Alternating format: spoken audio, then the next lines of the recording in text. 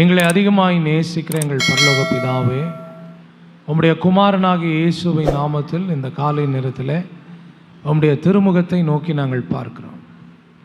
நீர் இந்த ஆராதனையில் எங்களோடு கூட பேசும். உம்முடைய நல்ல வார்த்தை வெளிப்படும்படியாக நாங்கள் ஜெபிக்கிறோம். அப்பா, நீர் பேசுகிறவர். உம்முடைய வார்த்தையை கொண்டு எங்களோடு கூட பேசும். உம்முடைய வார்த்தையை நாங்கள் கேட்டு அதை அறிந்து எங்கள் இருதயத்தில் காத்து அதன்படி வாழ எங்களுக்கு நீர் கிருபை பாராட்டும்படியாக நாங்கள் ஜெபிக்கிறோம். உம்முடைய வார்த்தை எங்களுக்குள் மறுரூபத்தை கொண்டு வரட்டும். உம்முடைய வார்த்தை எங்களுக்குள் நம்பிக்கையை கொண்டு வரட்டும். உம்முடைய வார்த்தை எங்களை ஆசீர்வதிக்கட்டும். உம்முடைய வார்த்தை எங்களை ராஜ்யத்திற்கு எங்களை தகுதி உள்ளவர்களாக மாற்றட்டும் கர்த்தாவே. உம்முடைய வார்த்தையை கேட்கக்கூடாதபடி தடை பண்ணுகிற எல்லா தடைகள் நசரேயனாகிய இயேசுவின் நாமத்தில் நிர்மூலமாகும்படியாய் ஜெபிக்கிறோம். தாழ்த்துகிற அர்ப்பணிக்கிறோம். இயேசுவின் மூலம் ஜெபம் கேளும் எங்கள் ஜீவனுள்ள நல்ல பிதாவே, ஆமென். ஆண்டுடைய வார்த்தைக்கு நேராக நாம் திரும்புவோம். மத்தேயு எழுதின சுவிசேஷ புஸ்தகம் 5வது அதிகாரம் 13வது வசனத்தில் இருந்து 16வது வசனம் வரைக்கும் நாம் சத்தமாக நாம் மைக்கில் வாசிக்க கேட்போம். நீங்கள் பூமிக்கு உப்பாய் இருக்கிறீர்கள். உப்பானது சாரமற்று போனால் எதினால் சாரமாக்கப்படும்? வெளியிலே கொட்டப்படுவதற்கும் மனுஷரால் மிதிக்கப்படுவதற்குமே ஒழிய வேறு ஒன்றுக்கும் உதவாது. நீங்கள் உலகத்திற்கு வெளிச்சமாய் இருக்கிறீர்கள். மலையின் மேல் இருக்கிற பட்டணம் மறைந்திருக்க மாட்டாது.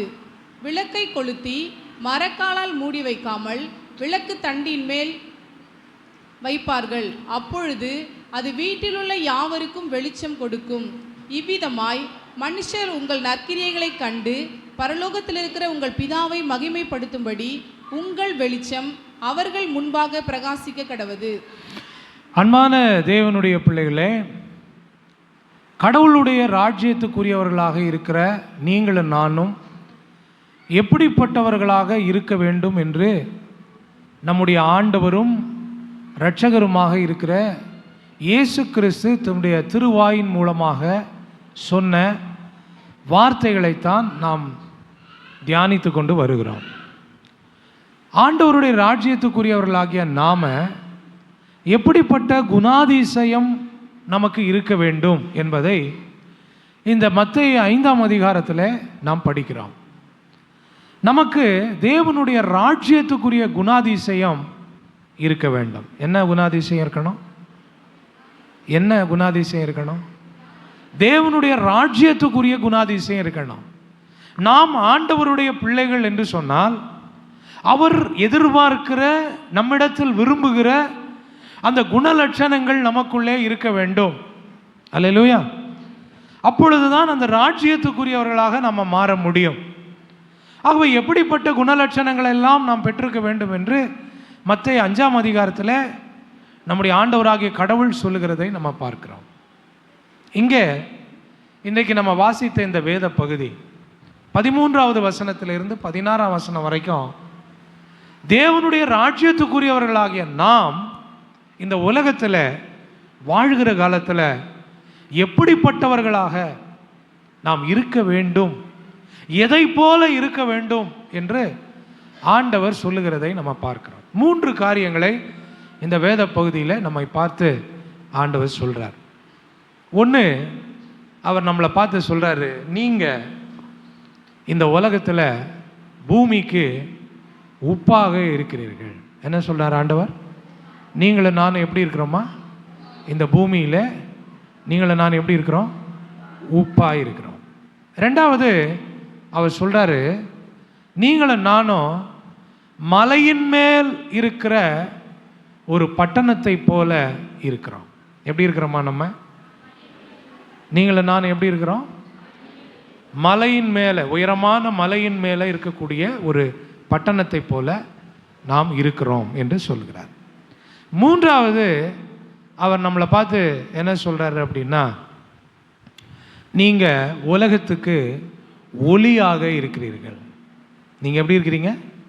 உலகத்துக்கு எப்படி இருக்கிறீங்க? ஒளியாக நீங்கள் இருக்கிறீர்கள். 3 காரியத்தை இந்த வேத பகுதியில் ஆண்டவருடைய ராஜ்யத்துக்குரியவர்களாகிய நம்மளை பார்த்து நாம் எப்படிப்பட்டவர்களாக இருக்கிறோம், எப்படிப்பட்டவர்களாக கடவுள் நம்மை வைத்திருக்கிறார் இந்த உலகத்தில் என்று ஆண்டவர் சொல்லுகிறதை நம்ம பார்க்குறோம். முதலாவது ஆண்டவர் நம்மளை பார்த்து சொல்கிறாரு, நீங்கள் பூமிக்கு எப்படி இருக்கிறீங்க? உப்பாக இருக்கிறீங்க. பாருங்கள், மனிதர்களுடைய வாழ்க்கையில் உப்பு ரொம்ப முக்கியமானது. உப்பு இல்லாமல் மனிதனுடைய வாழ்க்கையில் உப்பையும் மனிதர்களையும் பிரிக்கவே முடியாது. அவனுடைய வாழ்க்கையில் உப்பு ரொம்ப முக்கியமானது. அப்போது ஆண்டவர் நம்மளை பார்த்து சொல்கிறாரு, இந்த உலகத்தில் கடவுளுடைய பிள்ளைகளாகிய நீங்கள் ரட்சிக்கப்பட்டு ஞானஸ்நானம் எடுத்து பரிசுத்தாவின் அபிஷேகத்தை பெற்று திருச்சபைக்கு வந்துக்கிட்டு இருக்கிற நீங்கள், தேவனுடைய ராஜ்யத்துக்குரியவர்களாகிய நீங்கள் இந்த உலகத்தில் எத்தனையோ ஜனங்கள் இருக்கிறாங்க. அவங்க நடுவில் நீங்கள் உலகத்தில் இந்த பூமியில் நீங்கள் எப்படி இருக்கிறீங்க? உப்பாக இருக்கிறீர்கள். உப்பு அப்படி என்ன விசேஷம்? உப்பினுடைய விசேஷம் என்ன? உப்பினுடைய பயன்பாடு என்ன அப்படின்னு கேட்டால் நீங்கள் நிறைய சொல்வீங்க. இதில் ரொம்ப முக்கியமான 3 விஷயம். உப்பினுடைய முக்கியமான ஒன்று, ஆண்டவருடைய காலகட்டத்தில் உப்பு ஒரு மதிப்பு மிக்க ஒரு பொருளாக இருந்தது. உப்பு எப்படிப்பட்ட பொருளாக இருந்துச்சு? அந்த காலத்தில் இராணுவ வீரர்களுக்கு உப்பை சம்பளமாக கொடுத்துருக்குறாங்க. அப்போனா பார்த்துக்குங்க, அன்னைக்கு உப்பினுடைய மதிப்பு எவ்வளோ பெருசாக இருந்திருக்கு பாருங்கள். காசுக்கு பதிலாக எதை கொடுத்துருக்காங்க? உப்பு கொடுத்துருக்காங்க. அவங்க அந்த உப்பு கொண்டு போய் வெளியே எங்கேயாவது கொடுத்து விற்று அல்லது பண்ட மாற்றம் செஞ்சுருப்பாங்க. ஏன்னா காசெல்லாம் இப்போ தானே வந்தது. அன்றைய காலகட்டத்திலையும் காசு இருந்தது, ஆனாலும் இப்படி ஒரு வழக்கம் இருந்ததாக சரித்திர ஆராய்ச்சியாளர்கள் சொல்கிறாங்க. அப்போது உப்புனுடைய தன்மை என்னன்னா, ஒரு மதிப்பு மிக்க ஒரு பொருள். உப்பு என்ன ஒரு பொருள் சொல்லுங்கள், என்ன பொருள்? அன்றைய காலகட்டத்தில் அது ஒரு மதிப்பு மிக்க ஒரு பொருளாக பார்க்கப்பட்டது. ரெண்டாவது, இந்த உப்பினுடைய ரெண்டாவது விசேஷம் என்னென்னா, அன்றைய காலகட்டத்தில் இன்றைக்கி இருக்கிற மாதிரி ஃப்ரிட்ஜு எல்லாம் இல்லை, ரெஃப்ரிஜிரேட்டர்லாம் கிடையாது உணவை பாதுகாக்கிறதுக்கு. ஆக குறிப்பாக இந்த நம்ம அசைவ பொருட்களை, அதாவது இறைச்சிகளை கொஞ்ச நாள் பாதுகாத்து வைக்கணும்னா அதை பாதுகாக்கிறதுக்கு எது பயன்பட்டுச்சுங்க? சொல்லுங்கள், என்ன பண்ணுச்சு? நம்ம ஊர்லேயும் இறைச்சியை வாங்கி அதை உப்பில் நல்லா என்ன பண்ணுவாங்க, போட்டு அதை பதப்படுத்தி வைப்பாங்க. ஏன்னா உப்பு என்ன செய்யும்?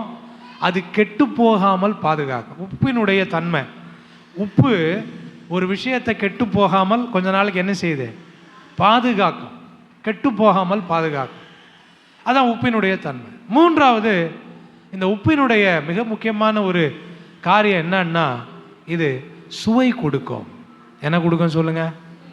ஒரு உணவை நீங்கள் தயார் பண்ணிவிட்டு அந்த உணவில் உப்பு போடலன்னு வச்சிங்களேன், அது சாப்பிட்றதுக்கு ஏற்ற மாதிரி சுவையாக என்ன செய்யாது, இருக்காது. அப்போது உப்பு நம்ம போடும்போது அந்த உணவு சுவை உள்ளதாக என்ன செய்யுது, மாறு. ஆக உப்பினுடைய 3 விசேஷமான தன்மை என்ன சொன்னேன்? ஒன்று, உப்பு மதிப்பு மிக்கதாக இருக்கிறது. இரண்டாவது, உப்பு கெட்டு போகாமல் பாதுகாப்பதற்கு பயன்படுகிற ஒரு பொருளாக இருக்குது. மூணாவது, உப்பு சுவை கொடுக்கிறதாக இருக்கிறது. அப்போ ஆண்டவர் உங்களையும் என்னையும் பார்த்து, நீங்கள் இந்த பூமியில் எப்படி இருக்கீங்கன்னு சொன்னார். சொல்லுங்கள், எப்படின்னு சொன்னார்?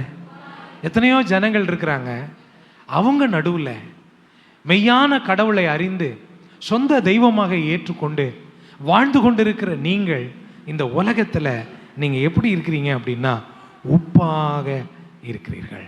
அல்லேலூயா. அப்போ உப்பாக இருக்கிறீர்கள்னா நீங்களும் நானும் மதிப்பிற்குரியவர்களாக, விலையேற பெற்றவர்களாக நாம் இருக்கிறோம். எப்படிங்க நமக்கு மதிப்பு வந்துச்சு? நம்மக்கிட்டன்னா அவ்வளோ விசேஷமான காரியம் என்ன நம்மக்கிட்ட இருக்கு? நம்மளும் மற்றவங்கள போல தானே, ஒரு சாதாரண ஆட்கள் தானே. நம்ம எப்படி மதிப்புக்குரியவங்களாக மாறணும்? நல்லா கவனிங்க. நம்முடைய ஆண்டவராகிய இயேசு கிறிஸ்து தம்முடைய விலையேற பெற்ற இரத்தத்தை நமக்காக கல்வாரி சிலுவிலே சிந்தி, அந்த இரத்தத்தினால் நம்முடைய பாவங்களரை நம்மை கழுவி, நம்மை மதிப்பு மிக்கவராக, நம்ம விலையேற பெற்றவர்களாக கர்த்தர் நம்மை மாற்றினார். ஹல்லேலூயா, ஹல்லேலூயா. ஆகவே இந்த உலகத்தில் இருக்கிற எல்லா ஜனங்கள் நடுவில் கர்த்தர் நம்மை எப்படி பார்க்குறாரு அப்படின்னா, ஆண்டவர் சொல்கிறாரு, நீங்கள் விலையேற பெற்றவர்கள். சில நேரம் நம்மளையே ரொம்ப தாழ்வாக நம்ம நினைக்கிறது உண்டு பாருங்க. மற்றவங்கள பார்த்து, உலக மனிதர்களை பார்த்து, அவங்களுடைய வசதி வாய்ப்புகளை பார்த்து, அவங்களுடைய திறமைகளை பார்த்து, அவங்களுக்கு இருக்கிற சௌகரியங்களை பார்த்து, ஆட்கள் பலங்களை பார்த்து சில நேரம் நம்ம என்ன பண்ணுறோம் அப்படின்னா, நம்மளை ஒரு குறைவானவர்களாக நம்மளை பார்க்குறோம். நமக்குள்ள ஒரு இன்ஃபீரியாரிட்டி காம்ப்ளெக்ஸ், ஒரு தாழ்வு மனப்பான்மை நமக்குள்ள இருந்து கொண்டே இருக்கிறது. இயேசுவை அறிகிறதுக்கு முன்னதாக ஒருவேளை நமக்குள்ள ஒரு தாழ்வு மனப்பான்மை, ஐயோ நான் ஒன்றும் இல்லை, என்னால் ஒன்றும் பண்ண முடியாது, நான் எதுக்கும் உதவாதவன் என்று ஒருவேளை நீங்கள் நினைத்து கொண்டிருக்கலாம். ஆனால் ஆண்டவர் நம்மளை எப்படி பார்க்குறாரு அப்படின்னா, விலை மதிப்பு மிக்கவர்களாக கர்த்தர் உங்களை என்னையும் பார்க்குறார். ஹல்லேலூயா. ஒருவேளை நம்ம வாழ்கிற சூழ்நிலை வித்தியாசமாக இருக்கலாம், நம்முடைய நிலைமை வித்தியாசமாக இருக்கலாம் மற்றவர்களோடு ஒப்பிடும் பொழுது. ஆனால் கர்த்தருடைய பார்வையில் நீங்களும் நானும் இந்த பூமியில் விலையேற பெற்றவர்களாக இருக்கிறோம். ஒரு அல்லேலூயா சொல்லலாமா? கர்த்தர் உங்களையும் என்னையும் மதிப்பு மிக்கவர்களாக மாற்றியிருக்கிறார். ஆகவே மதிப்புமிக்க நாம நம்முடைய வாழ்க்கையில் அந்த மதிப்பை எந்த விதத்திலேயும் இழந்து போகாதபடி நாம் எச்சரிக்கையாக இருக்கணும். நான் சொல்றது எத்தனை பேருக்கு விளங்குது? கடவுள் உங்களை என்னையும் விலையேற பெற்றவங்களா வச்சிருக்கிறாரு. நம்முடைய பேச்சினால, நம்முடைய நடக்கையினால, நம்முடைய வாழ்க்கையின் முறையினால விலையேற பெற்றவர்களாக பார்க்கப்படுகிற நம்ம மதிப்பு குறைந்தவர்களாக நம்மளையே என்ன பண்ணிடக்கூடாது, நம்ம மாற்றிடக்கூடாது. ஏன்?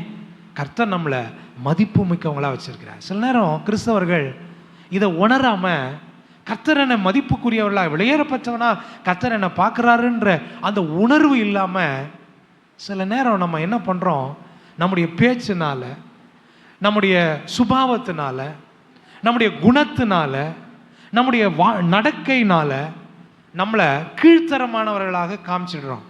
இல்லை பிரியமானவர்களே, எங்களுடைய உறவினர் ஒருத்தர் சொல்லுவார், சங்கு சுட்டாலும் வெண்மை தரும், மேன்மக்கள் மேன்மக்களே. சங்க சுட்டாலும் அது எப்படி தான் இருக்குமா? அப்போ நம்முடைய வாழ்க்கையில் ஒரு நாளும் நம்முடைய பேச்சினால, நடக்கையினால, செயலினால நாம் விலையேறப்பட்டவர்களாக இருக்கிற அந்த நிலையை விட்டு ஒரு நாளும் கீழே இறங்கிடவே கூடாது. நம்முடைய மதிப்பை நாமே குறைத்து கொள்ளக்கூடாது. கர்த்தர் தம்முடைய மரணத்தின் வழியாக, தம்முடைய விலையேறப்பட்ட இரத்தத்தின் வழியாக உங்களை என்ன இந்த உலகத்தில் மதிப்புக்குரியவர்களாக கர்த்தர் மாற்றியிருக்கிறார். அல்லேலூயா. இன்றைக்கி ஒருவேளை உங்களுக்குள்ள அப்படிப்பட்ட தாழ்வு மனப்பான்மை இருக்குமானால் இன்றைக்கி அதை தூக்கி தூரம் வச்சுட்டு, நான் தேவனுடைய பார்வையில் விலையேறப்பட்டவனாக இருக்கிறேன். மற்றவர்கள் என்னை என்ன வேணாலும் நினைக்கலாம், ஆனால் வானத்தையும் பூமியை உண்டாக்கின கடவுள் என்னை விலையேறப்பட்டவனாய் பார்க்கிறார், என்னை கனத்துக்குரியவனாக பார்க்கிறார், என்னை மதிப்புக்குரியவனாக என்னை பார்க்கிறார் என்கிற உணர்வு உங்களுக்கு எனக்கு தேவை. அல்லேலூயா, அல்லேலூயா.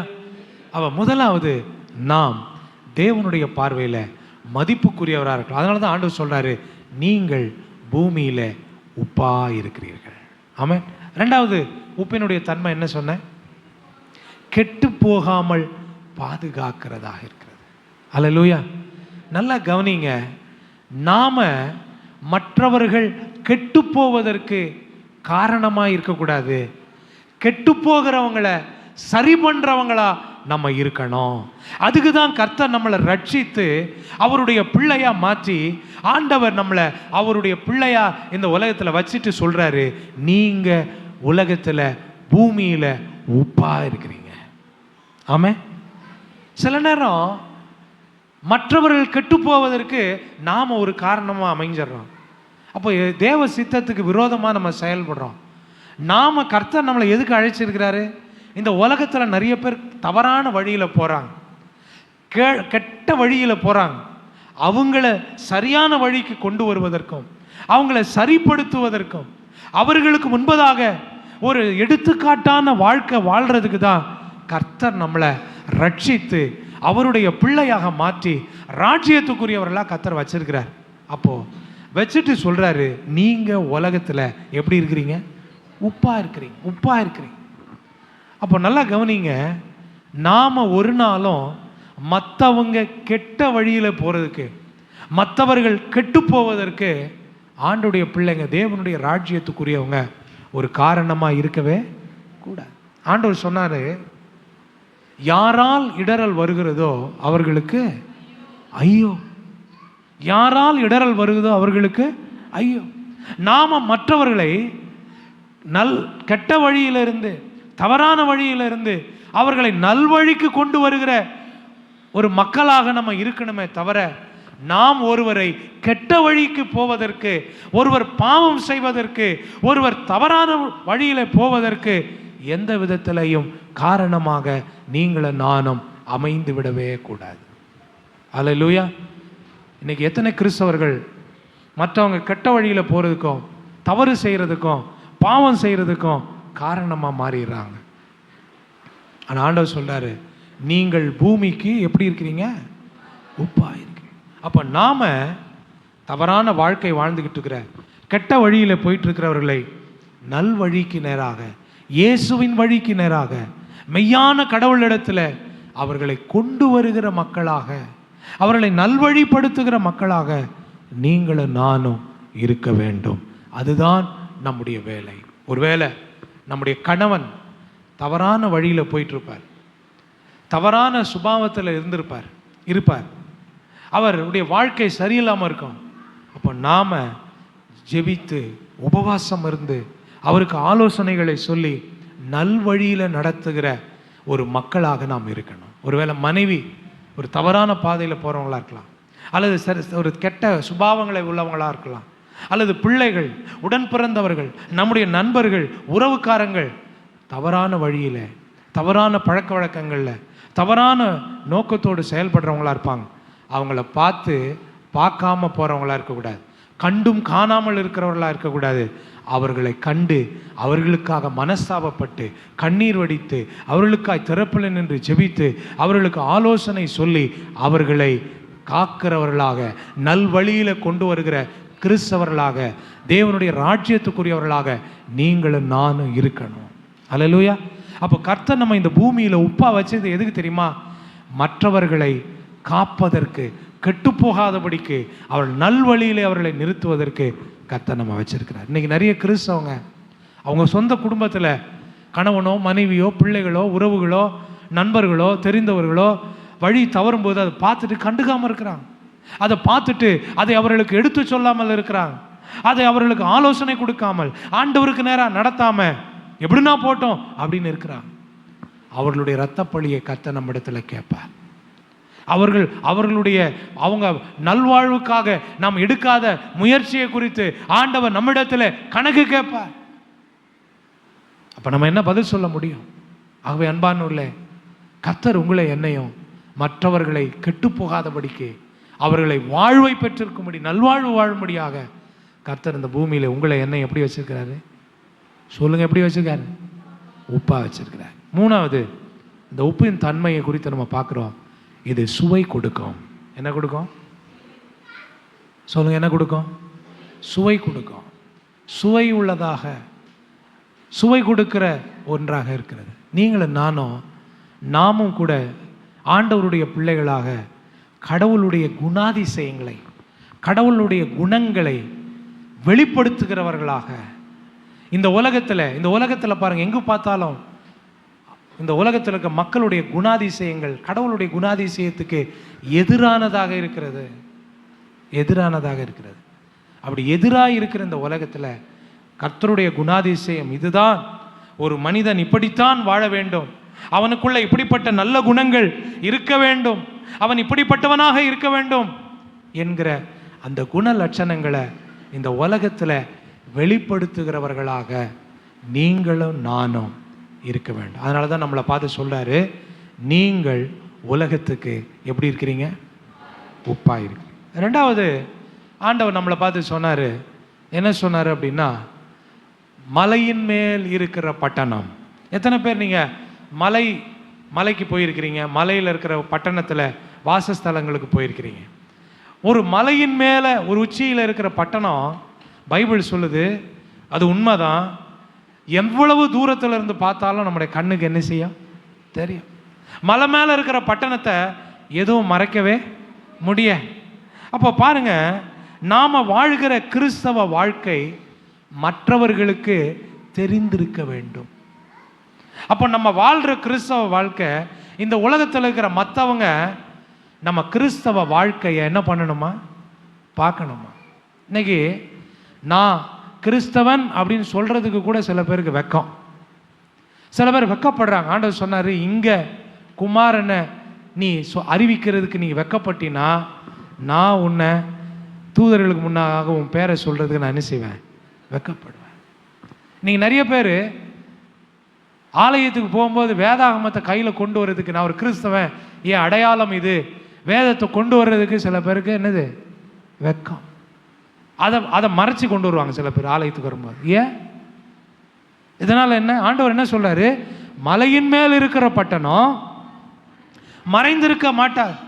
அப்போ கடவுள் இந்த உலகத்தில் அவருடைய பிள்ளைகள், இவர்கள் தேவனுடைய ராஜ்யத்துக்குரியவர்கள் என்று எல்லாரும் அறிந்து கொள்ளுகிற விதத்தில் நாம் நம்முடைய கிறிஸ்தவ வாழ்க்கையை வாழ வேண்டும் என்று தேவன் விரும்புகிறார். பாருங்க, சில பேர் வேலைக்கு போவாங்க, சில பேர் அவங்க நண்பர்கள்கிட்ட கூட சொல்ல மாட்டாங்க, நான் ஒரு கிறிஸ்தவன் தாங்க, மெய்யான கடவுளாகி இயேசுவை வணங்குகிற, வழிபடுகிற, ஆராதிக்கிற ஒரு கிறிஸ்தவன் என்று சொல்லுவதுக்கு கூட சில பேருக்கு வெட்கம். பாருங்க, நீங்களும் நானும் நம்முடைய வாழ்க்கை வெளிப்படையான வாழ்க்கையாக, சாட்சி உள்ள வாழ்க்கையாக, மற்றவர்கள் பார்க்கிற ஒரு கிறிஸ்தவ வாழ்க்கையை நீங்களும் நானும் வாழ வேண்டும். அல்லேலூயா. வெக்கப்படக்கூடாது, ஆண்டவருடைய காரியங்களில் வெக்கப்படக்கூடாது. சில பேர் ஜெபிக்க, ஒரு இயேசு அறியாத மக்கள் நடுவில் நின்று ஜெபம் பண்ணுறதுக்கு வெக்கம். அவங்க நடுவில் ஆண்டவருடைய வசனத்தை சொல்கிறதுக்கு வெக்கம். நான் கிறிஸ்தவன், நான் இப்படி தான் இருப்பேன், இப்படி தான் நான் வாழ்வேன், இப்படி தான் ஆண்டவர் எனக்கு சொல்லியிருக்கிறார் என்று மற்றவர்கள் பார்க்கிற விதமாக நம்ம வாழ்கிறதுக்கு வெக்கப்பட்டு இருக்கிறோம். நம்மளை மறைச்சிக்க நினைக்கிறோம், நம்ம ஒழித்து கொள்ள நினைக்கிறோம். ஆனால் ஆண்டவர் என்ன சொன்னார், மலையின் மேல் இருக்கிற பட்டணம் மறைந்திருக்க மாட்டார். மறைஞ்சிருக்கிற ஒரு வாழ்க்கை கர்த்தர் விரும்பலை. சில பேர் நான் ரகசிய கிறிஸ்தவன் அப்படின்னு சொல்கிறதுக்கு சில பேருக்கு ரொம்ப பெருமை.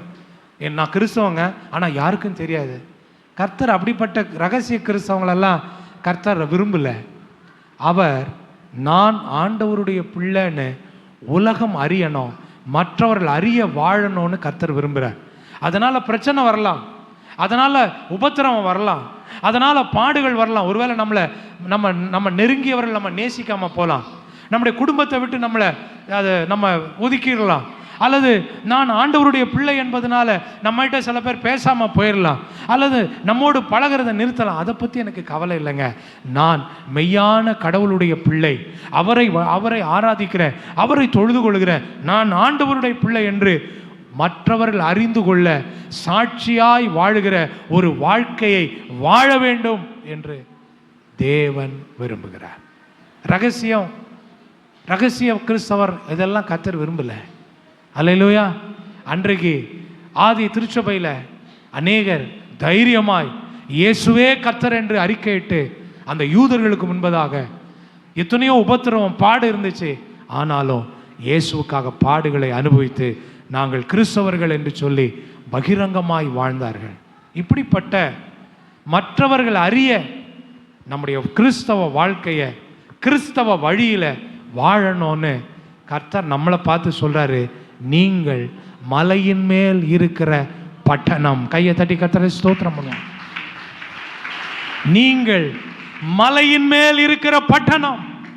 மலையின் மேல் இருக்கிற பட்டணம் என்ன செய்யாதுங்க, அது ஒளிஞ்சிருக்காது, அது மறைஞ்சிருக்காது, அது வெளிப்படையா எல்லாரும் பார்க்கிற விதத்தில் இருக்கு. அதனால தான் ஆண்டவர் சொன்னாரு, நீங்கள் உலகம் முழுசும் எனக்கு சாட்சிகளாக இருப்பீர்கள்.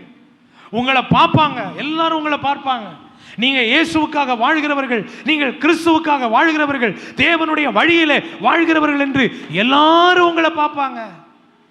நீங்க உலகம் முழுசும் எனக்காக நீங்கள் மறைஞ்சிருப்பீங்க, ஒளிஞ்சிருப்பீங்க, ரகசிய கிறிஸ்தவர்களாக இருப்பீங்க அப்படின்னு சொல்லலை.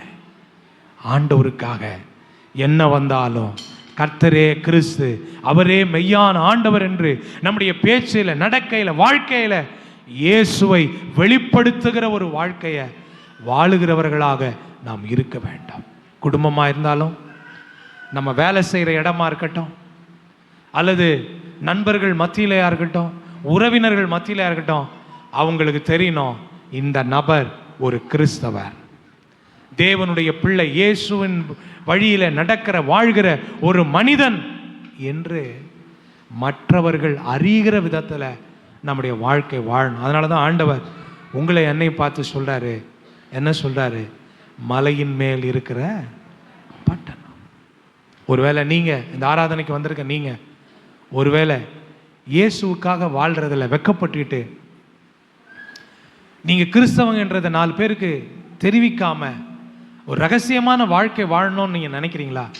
இன்னைக்கு மனம் திரும்பி, நான் ஆண்டவருடைய பிள்ளை, என் உயிருள்ள நாளெல்லாம் இயேசுவின் பிள்ளை என்று மற்றவர்கள் அறிய நான் வாழ்வேன் என்று ஒரு தீர்மானம் நீங்கள் எடுப்பீங்கன்னா உங்கள் பக்கத்தில் கர்த்தர் நிற்பார்.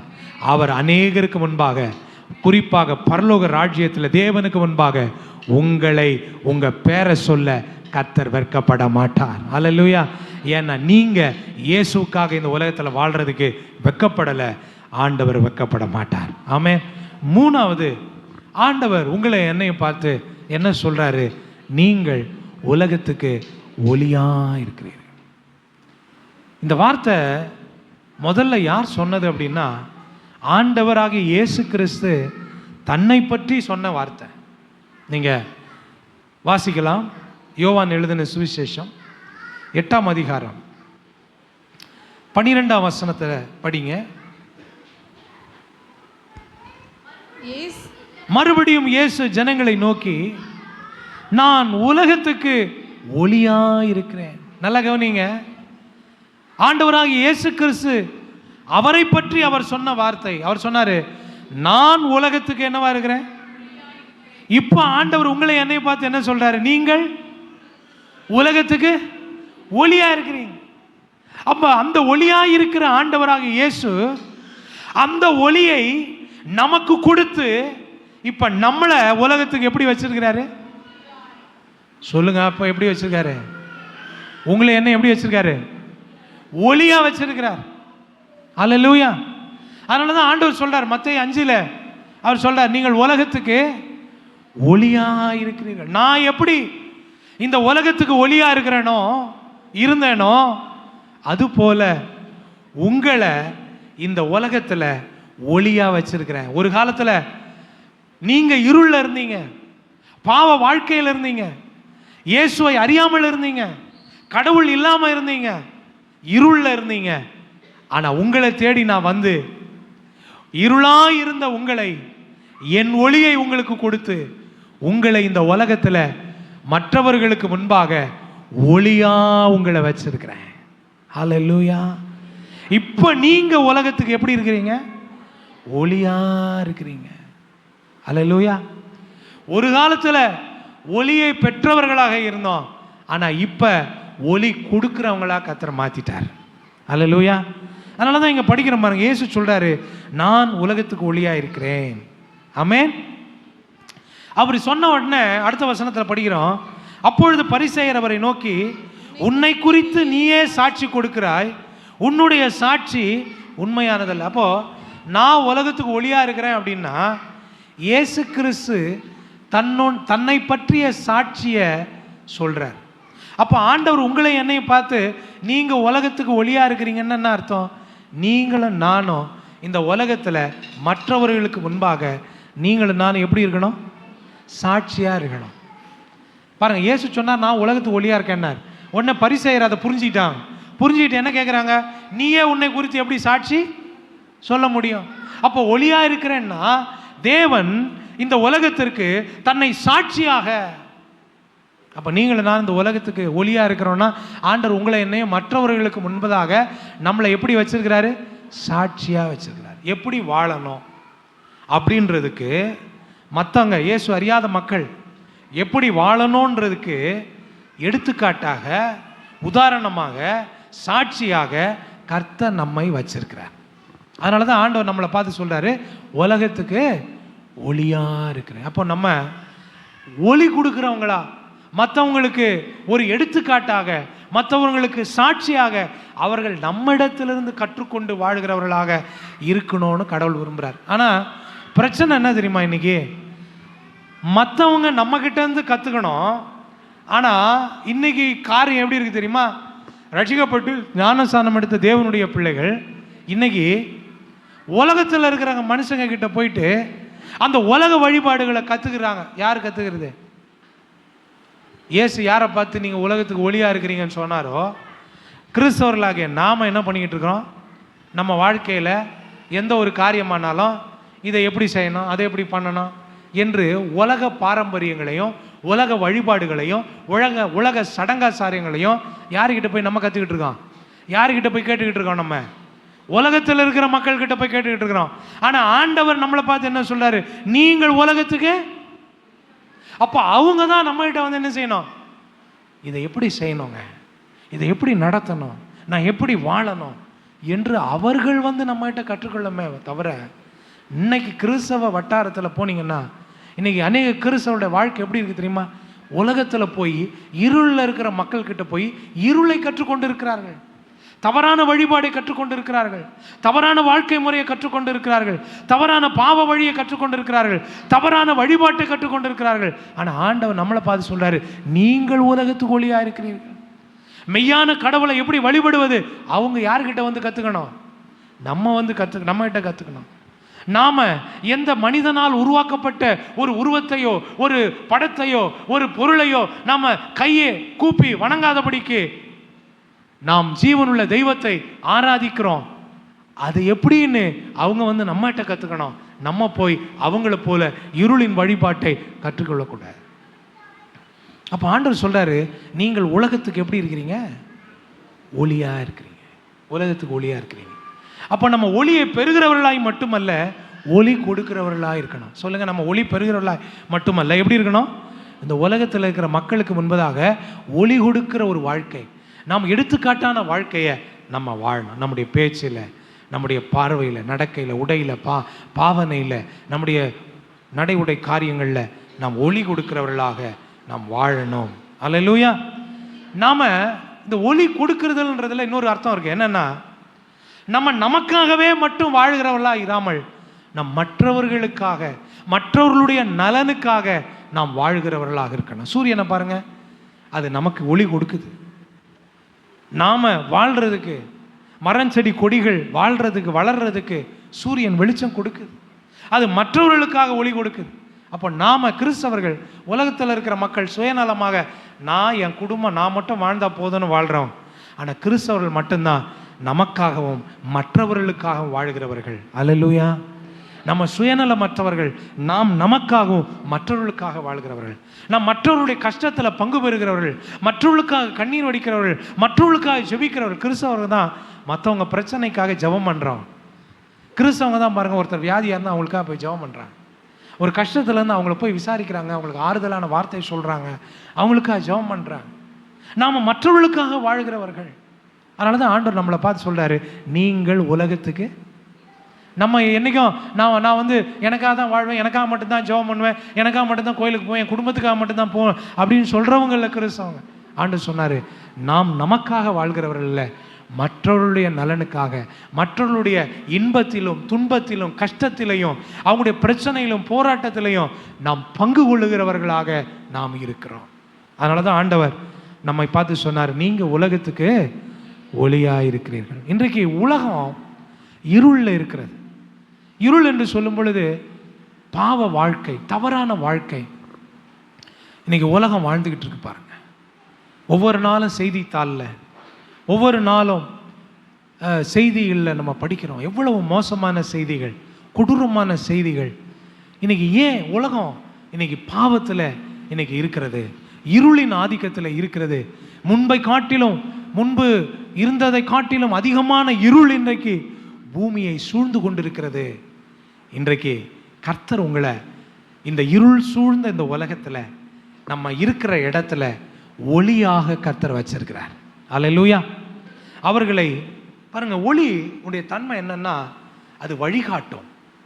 ஒளி என்ன செய்யும்? வழிகாட்டும். இருள் ஒருத்தனை குருடாக்கும், ஆனால் ஒளி ஒருவனை வழிகாட்டும். அப்போ நாம வழி தவறி நடக்கிற, தவறான வழியில போகிறவர்களை நல்வழியிலே திருப்புகிற, வழிகாட்டுகிற ஒரு ஒளியாக நீங்களும் நானும் இருக்கணும். அதனால தான் ஆண்டவர் நம்மளை பார்த்து சொல்றாரு, நீங்கள் உலகத்துக்கு ஒளியா இருக்கிறீர்கள். நீங்களும் நானும் உலகத்துக்கு எப்படி இருக்கிறோம்? ஒளியா இருக்கிறேன். அப்போ ஆண்டவர் நம்ம தேவனுடைய ராஜ்யத்துக்குரியவர்களாகிய நம்மை பற்றி சொன்ன 3 காரியங்கள். ஒன்று, நாம் உலகத்துக்கு எப்படி இருக்கிறோம்? சொல்லுங்கம்மா, எப்படி இருக்கிறோம்? உப்பா இருக்கிறோம். 2வது, நாம் உலகத்துக்கு எப்படி இருக்கிறோம்? மலையின் மேல் இருக்கிற பட்டணமாக இருக்கிறோம். 3வது, நாம் எப்படி இருக்கிறோம்? நாம் இந்த உலகத்தில் ஒளியாக இருக்கிறோம். அல்லேலூயா. நீங்க யோவான் 9ஆம் அதிகாரம் 9ஆம் அதிகாரத்தில் 5வது வசனத்தை நீங்க வாசிங்கன்னா, நான் உலகத்தில் இருக்கையில் உலகத்திற்கு ஒளியாய் இருக்கிறேன், உலகத்திற்கு ஒளியாய் இருக்கிறேன் என்றார். எந்த சூழ்நிலையில, எந்த கான்டெக்ஸ்ட்ல இந்த வார்த்தையை இயேசு சொல்றார்? ஒரு குருடன் இயேசுவை சந்திக்க வர்றான். இயேசுட்ட வந்து அங்க இருக்கிறவங்க எல்லாரும் கேட்குறாங்க, இவன் பிறவி குருடனா பிறந்தது இவன் செய்த பாவமா, இவன் பெற்றோர் செய்த பாவமான்னு கேட்குறாங்க. அப்போ ஆண்டவர் சொன்னார், இவன் செய்த பாவம் கிடையாது, இவங்க பெற்றோர் செய்த பாவம் கிடையாது அப்படின்னு சொல்லிட்டு ஆண்டவர் சொல்றாரு, நான் உலகத்துக்கு ஒளியாக வந்தேன் அப்படின்னார். சொல்லிட்டு அடுத்தது அவர் என்ன பண்றாரு அப்படின்னா, அந்த பார்வையற்றவனை, குருடனாக இருந்தவனை அவனுக்கு பார்வையை கொடுக்கிறார், அவனை பார்க்க வைக்கிறார். அந்த பார்வை, பிறவி குருடன் இப்போ கண்ணு தெரிஞ்சுது. இதை குருடனை சுகமாக்குறதுக்கு முன்னாடி சொன்னார், நான் உலகத்தில் இருக்கையில் நான் உலகத்திற்கு ஒளியாக வந்தேன். தெரியாதவங்க, கண்ணு தெரியாதவங்க, சத்தியத்தை அறியாதவங்க, உண்மையை அறியாதவர்கள், யார் மெய்யான கடவுள், யார் நித்திய வாழ்வை தருகிறவர் என்று அறியாமல் குருட்டாட்டமான வாழ்க்கையை இந்த உலகத்தில், பாவமான வாழ்க்கையை வாழ்ந்துகிட்டு இருக்கிறவங்களுக்கு இந்த உலகத்தில் சரியானதை காண்பிக்கக்கூடிய, ஒளி கொடுக்கக்கூடியவர்களாக நீங்களான் ஒளியா இருக்கணும் அப்படின்னு ஆண்டவர் சொல்றார். அப்போ 3 விஷயம் ஆண்டவர் நம்மளை பார்த்து சொல்றார். 1, நீங்கள் உலகத்துக்கு உப்பா இருக்கிறீர்கள். 2, நீங்கள் உலகத்துக்கு மலையின் மேல் இருக்கிற பட்டணம் போல இருக்கிறீர்கள். 3வது, நீங்கள் உலகத்துக்கு ஒளியா இருக்கிறீர்கள். இந்த 3 காரியத்தையும் ஆண்டவர் எதை மனதில் வச்சு சொல்றாரு? இந்த 3 காரியமும் எதை முக்கியப்படுத்தி ஆண்டவர் சொல்றாருன்றத நீங்க 16ஆம் வசனத்தை படிச்சீங்கன்னா தெரியும். என்ன சொல்றாரு? இவ்விதமாக மனுஷர் உங்கள் நற்கிரியைகளை கண்டு, மனுஷர்கள் உங்கள் நற்கிரியையை கண்டு பரலோகத்தில் இருக்கிற உங்கள் பிதாவின் மகிமைப்படுத்தும்படிக்கு உங்கள் வெளிச்சம் அவர்களுக்கு முன்பாக பிரகாசிக்க கடவது. அப்போ உப்பு, மலையின் மேல் இருக்கிற பட்டணம், ஒளி என்று சொல்லுகிறாரே, எதை ஆண்டவர் முக்கியப்படுத்தி சொல்றாரு? நீங்களும் நானும், ரட்சிக்கப்பட்ட தேவனுடைய பிள்ளைகளாகிய நீங்களும் நானும், நல்லா கவனிங்க, இந்த உலகத்தில் வாழ்கிற காலத்தில் நற்கிரியைகளை செய்கிறவர்களாக இருக்கணும், நல்ல செயல்களை செய்கிறவர்களாக இருக்கணும். இந்த உலகத்தில் மற்றவர்களுக்கு நல்ல செயல்களை செய்வதற்கு ஒரு எடுத்துக்காட்டு உள்ளவர்களாக நீங்களும் நானும் வாழ வேண்டும் என்று தேவன் விரும்புகிறார். அல்லேலூயா. அப்போ உப்பு, மலையின் மேல் இருக்கிற பட்டணம், உலகத்துக்கு ஒளியா இருக்கிறீர்கள் என்று சொன்ன அர்த்தம் என்ன? நீங்களும் நான் என்ன செய்யணுமா?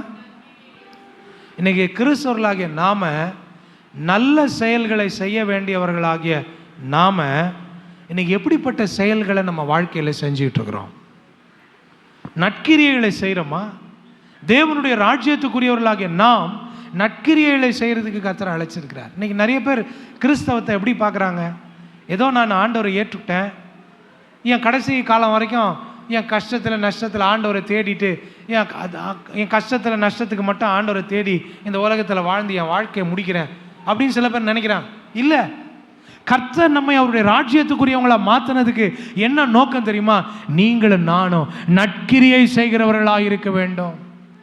நாம் நல்ல செயல்களை செய்கிற ஒரு கிறிஸ்தவ வாழ்க்கையை வாழ வேண்டும் என்று தேவன் விரும்புகிறார். மற்றவர்கள் நம்மை ஒரு எடுத்துக்காட்டாக எடுத்துக்கொள்வதற்கான நல்ல செயல்களை நாம் செய்ய வேண்டும். நற்கிரியைகள்னா நான் ரொம்ப நல்லவங்க அப்படின்னு சொல்றதுக்காக செய்கிற செயல்கள் கிடையாது. கடவுள் ரொம்ப நல்லவர் அப்படின்னு சொல்றதுக்கான செயல்கள். நற்கிரியல்னா என்ன?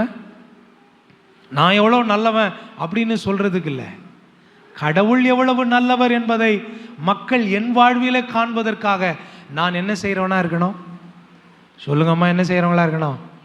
நற்கிரியை செய்கிறவங்களா இருக்கணும். நம்ம அப்படி நற்கிரியை செய்தா பைபிள் சொல்லுது, பரமபிதா. இங்கே தாங்க முதல் முறையா கடவுள் நம்முடைய தகப்பன் என்று சொல்லுகிறதை நம்ம பார்க்குறோம். இயேசு சொல்றாரு, பரலோகத்தில் இருக்கிற கடவுள் அவர் வேற யாரும் இல்லை, அவர் யாரு? நம்முடைய தகப்பன். அந்த தகப்பன் என்ன செய்வாரா? அவர் என்ன செய்யறாரு? மகிமைப்படுவார். இன்னைக்கு எத்தனை கிறிஸ்தவங்களுடைய வாழ்க்கையின் மூலமா அல்லது இங்க வந்திருக்கிற நம்முடைய வாழ்க்கையின் மூலமா நம்முடைய தகப்பன் மகிமைப்படுறார். எத்தனை பேருடைய வாழ்க்கையின் மூலமாக கடவுள் மகிமைப்படுறாரா? நம்முடைய தகப்பன் மகிமைப்படுறாரா? யோசிச்சு பாருங்க. அப்ப கடவுள் என்ன எதிர்பார்க்கிறாரு? என் பிள்ளை, என் ராஜ்யத்துக்குரிய என்னுடைய பிள்ளை, அந்த பிள்ளையினுடைய வாழ்க்கையின் மூலமா என் நாமம் மகிமைப்படணும்னு கர்த்தர் விரும்புறார். ஆனா இன்னைக்கு எத்தனை கிறிஸ்தவம் என்ன பண்றாங்க தெரியுமா? கர்த்தருடைய நாமத்தை கனஈனம் பண்ணிட்டு இருக்கிறாங்க. அவங்க வாழ்ற வாழ்க்கையின் மூலமா, அவங்க பேசுற பேச்சின் மூலமா, அவங்க நடக்கிற நடக்கையின் மூலமா, அவங்களுடைய தவறான பாவ வாழ்க்கையினாலே, சுபாவத்தினாலே, செயல்கள்னால, ரகசியமான பாவங்கள்னால இன்னைக்கு பரமபிதா மகிமைப்படுறதுக்கு பதிலா வேதனைப்பட்டு இருக்கிறார். நீங்கள்லாம் இங்க வந்திருக்க நிறைய பேர் பெற்றோரா இருக்கிறீங்க. பெற்றோரா இருக்கிற நீங்க உங்க பிள்ளைங்க மூலமா உங்களுக்கு ஒரு நல்ல பேர் வரணும்னு தான் நீங்க எதிர்பார்ப்பீங்களே தவிர, உங்க பிள்ளைகளுடைய நடக்கையின் மூலமா உங்களுக்கு கெட்ட பேர் வரணும்னு யாரும் எதிர்பார்க்க விரும்புறது கிடையாது. ஒருவேளை அந்த பிள்ளைங்க உங்க பேர் கெட்ட பேர் வர்ற மாதிரி நடந்துக்கிட்டா உங்க இருதயம் எவ்வளவு வேதனைப்படும். அதே போலதான் நம்முடைய பரலோக தந்தை, நீங்களும் நான் இந்த உலகத்தில் வாழ்கிற உப்பாக, மலையின் மேல் இருக்கிற பட்டணமாக, உலகத்துக்கு ஒளியாக நம்மளை வச்சாரே. எதுக்கு தெரியுமா? நீங்களும் நானும் வாழ்கிற வாழ்க்கையின் மூலமாய் கடவுளுடைய நாமம் மகிமைப்படும்படியாய், நம்முடைய தாப்பனுடைய நாமம் மகிமைப்படும்படியாய் கர்த்தர் எதிர்பார்க்கிறார். இன்னைக்கு நாம நம்முடைய பிதாவினுடைய நாமம் மகிமைப்படுகிற விதத்தில் நம்ம வாழ்கிறோமா என்று கொஞ்சம் சிந்திக்கணும்.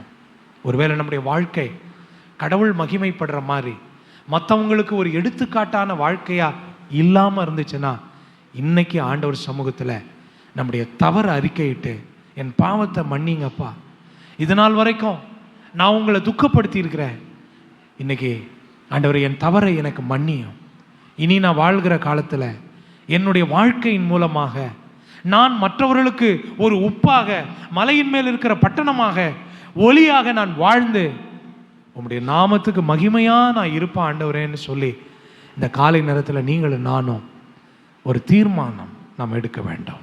அல்லேலூயா. அப்போ நீங்களும் நானும் நற்கிரியைகளை செய்கிறவளா இருக்கணும். நற்கிரியை செய்வதனால பிதா மகிமைப்படுறார். நம்ம நற்கிரியை செய்கிறதுனால உலகத்தில் இருக்கிற இயேசு அறியாத மக்கள் நம்மை பார்த்து வாழ்ந்தா இப்படித்தான் வாழணும்னு அவர்கள் நம்மை பார்த்து கற்றுக்கொள்ளுகிற விதத்தில் நம்ம வாழணும்னு கர்த்தர் எதிர்பார்க்கிறார். அப்போ நம்முடைய நற்கிரியை மற்றவர்களுக்கு அது எப்படி இருக்கணும் அப்படின்னா தெரிந்திருக்க வேண்டும். அல்லேலூயா. நம்முடைய நற்கிரியை மற்றவர்களுக்கு என்ன செஞ்சிருக்கணும்? தெரிந்திருக்கணும். அப்போ மற்றவர்கள் நம்மிடத்துல நற்கிரியைகளை பார்க்கணும். அப்போ நற்கிரியைகள்னா மற்றவர்கள் நம்மிடத்துல என்ன பார்க்கணும்? நம்ம இடத்துல இருக்கிற நல்ல குணங்களை பார்க்கணும்.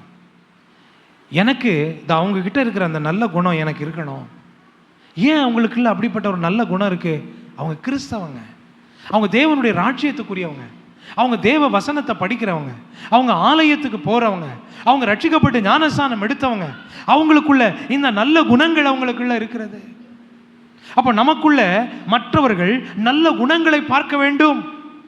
அதனாலதான் கர்த்தர் நம்மளை பார்த்து சொல்றாரு, நீங்க உலகத்துக்கு எப்படி இருக்கிறீங்க? உப்பாக இருக்கிறீர்கள். நீங்கள் மலையின் மேல் இருக்கிற பட்டணமாக இருக்கிறீர்கள். நீங்கள் இந்த உலகத்துக்கு ஒளியா இருக்கிறீர்கள். அப்ப நல்ல குணங்களை நம்ம பார்க்கணும். பாருங்க, இந்த நல்ல குணத்தை பத்தி கலாத்தியர் 5:22 நம்ம படிக்கிறோம். பரிசுத்த ஆவியானுடைய அபிஷேகம் நம்ம பெற்றுக்கொள்ளும் பொழுது இந்த ஆவியானவர் நமக்குள்ள நல்ல குணாதிசயங்களை, நல்ல குணலட்சணங்களை அவர் நமக்குள்ள வெளியே கொண்டு வர்றார். பாருங்க, என்னென்ன குணலட்சணங்கள் அந்த வேத வசனம் நமக்கு நல்லா தெரியும். ஆவியின் கனியோ அன்பு, அன்பு, சந்தோஷம், நமக்குள்ள அன்பு, சந்தோஷம், சமாதானம், சமாதானம், நீடிய பொறுமை, தயவு, நற்குணம், விசுவாசம், சாந்தம், இச்சையடக்கம், இப்படிப்பட்ட நல்ல குணங்கள் நமக்குள்ள என்ன செய்யணும்? மற்றவர்கள் என்ன பண்ணணும்? பார்க்கணும். அதனால தான் கர்த்தர் நம்மளை பார்த்து சொல்றார், நீங்க உலகத்துக்கு உப்பாய். இன்னைக்கு நம்முடைய குணத்தை, நல்ல குணங்களை பெற்றிருக்கிறவர்களாக மற்றவர்கள் நம்மிடத்துல நல்ல குணங்களை பார்க்கத்தக்க விதத்துல நீங்களும் நானும் வாழணும். கர்த்தர் அதை எதிர்பார்க்கிறேன். ஏதோ நம்ம ஆலயத்துக்கு வந்தோம் போனோம் என்று ஒரு சாதாரணமான வாழ்க்கையை வாழாம நம்மை ஆண்டவருக்கு அர்ப்பணித்து, ஆண்டவரே என்னிலே நற்கிரியைகள் வெளிப்படட்டும். என்ன வெளிப்படட்டும்? அப்ப முதல்ல எங்க ஆரம்பிக்கணும் நற்கிரியை அப்படின்னா? நம்முடைய சுபாவத்தில் ஆரம்பிக்கணும், நம்முடைய கேரக்டர்ல ஆரம்பிக்கணும், நம்முடைய குணத்துல அந்த நல்ல குணங்கள் வெளிப்படணும். அந்த நற்கிரியை நம்முடைய குணத்துல முதல்ல வெளிப்படணும். அப்போ இது எப்படி? பரிசுத்த ஆவியானவர் துணை நமக்கு தேவை. பரிசுத்த ஆவியானுடைய அபிஷேகத்தை நம்ம பெற்றுக்கொள்ளணும். பரிசுத்த ஆவியானுடைய அபிஷேகம் ஏதோ ஆவியில நிரம்பி அந்நிய பாஷையை பேசுகிறதுக்கு மட்டுமல்ல, நமக்குள்ள நல்ல குணங்களை வெளிப்படுத்துவதற்கு, அந்த குணங்கள் நமக்குள்ளே வெளிப்படுவதற்கு ஆவியானுடைய துணை தேவை. அப்போ நம்ம காத்திருந்து பரிசுத்த ஆவியின் அபிஷேகத்தை தேவ பிள்ளைகளாகிய நாம பெற்றுக்கொள்ளணும். அல்லேலூயா. ஆவியானவருக்கு நம்ம விட்டு கொடுக்கணும்.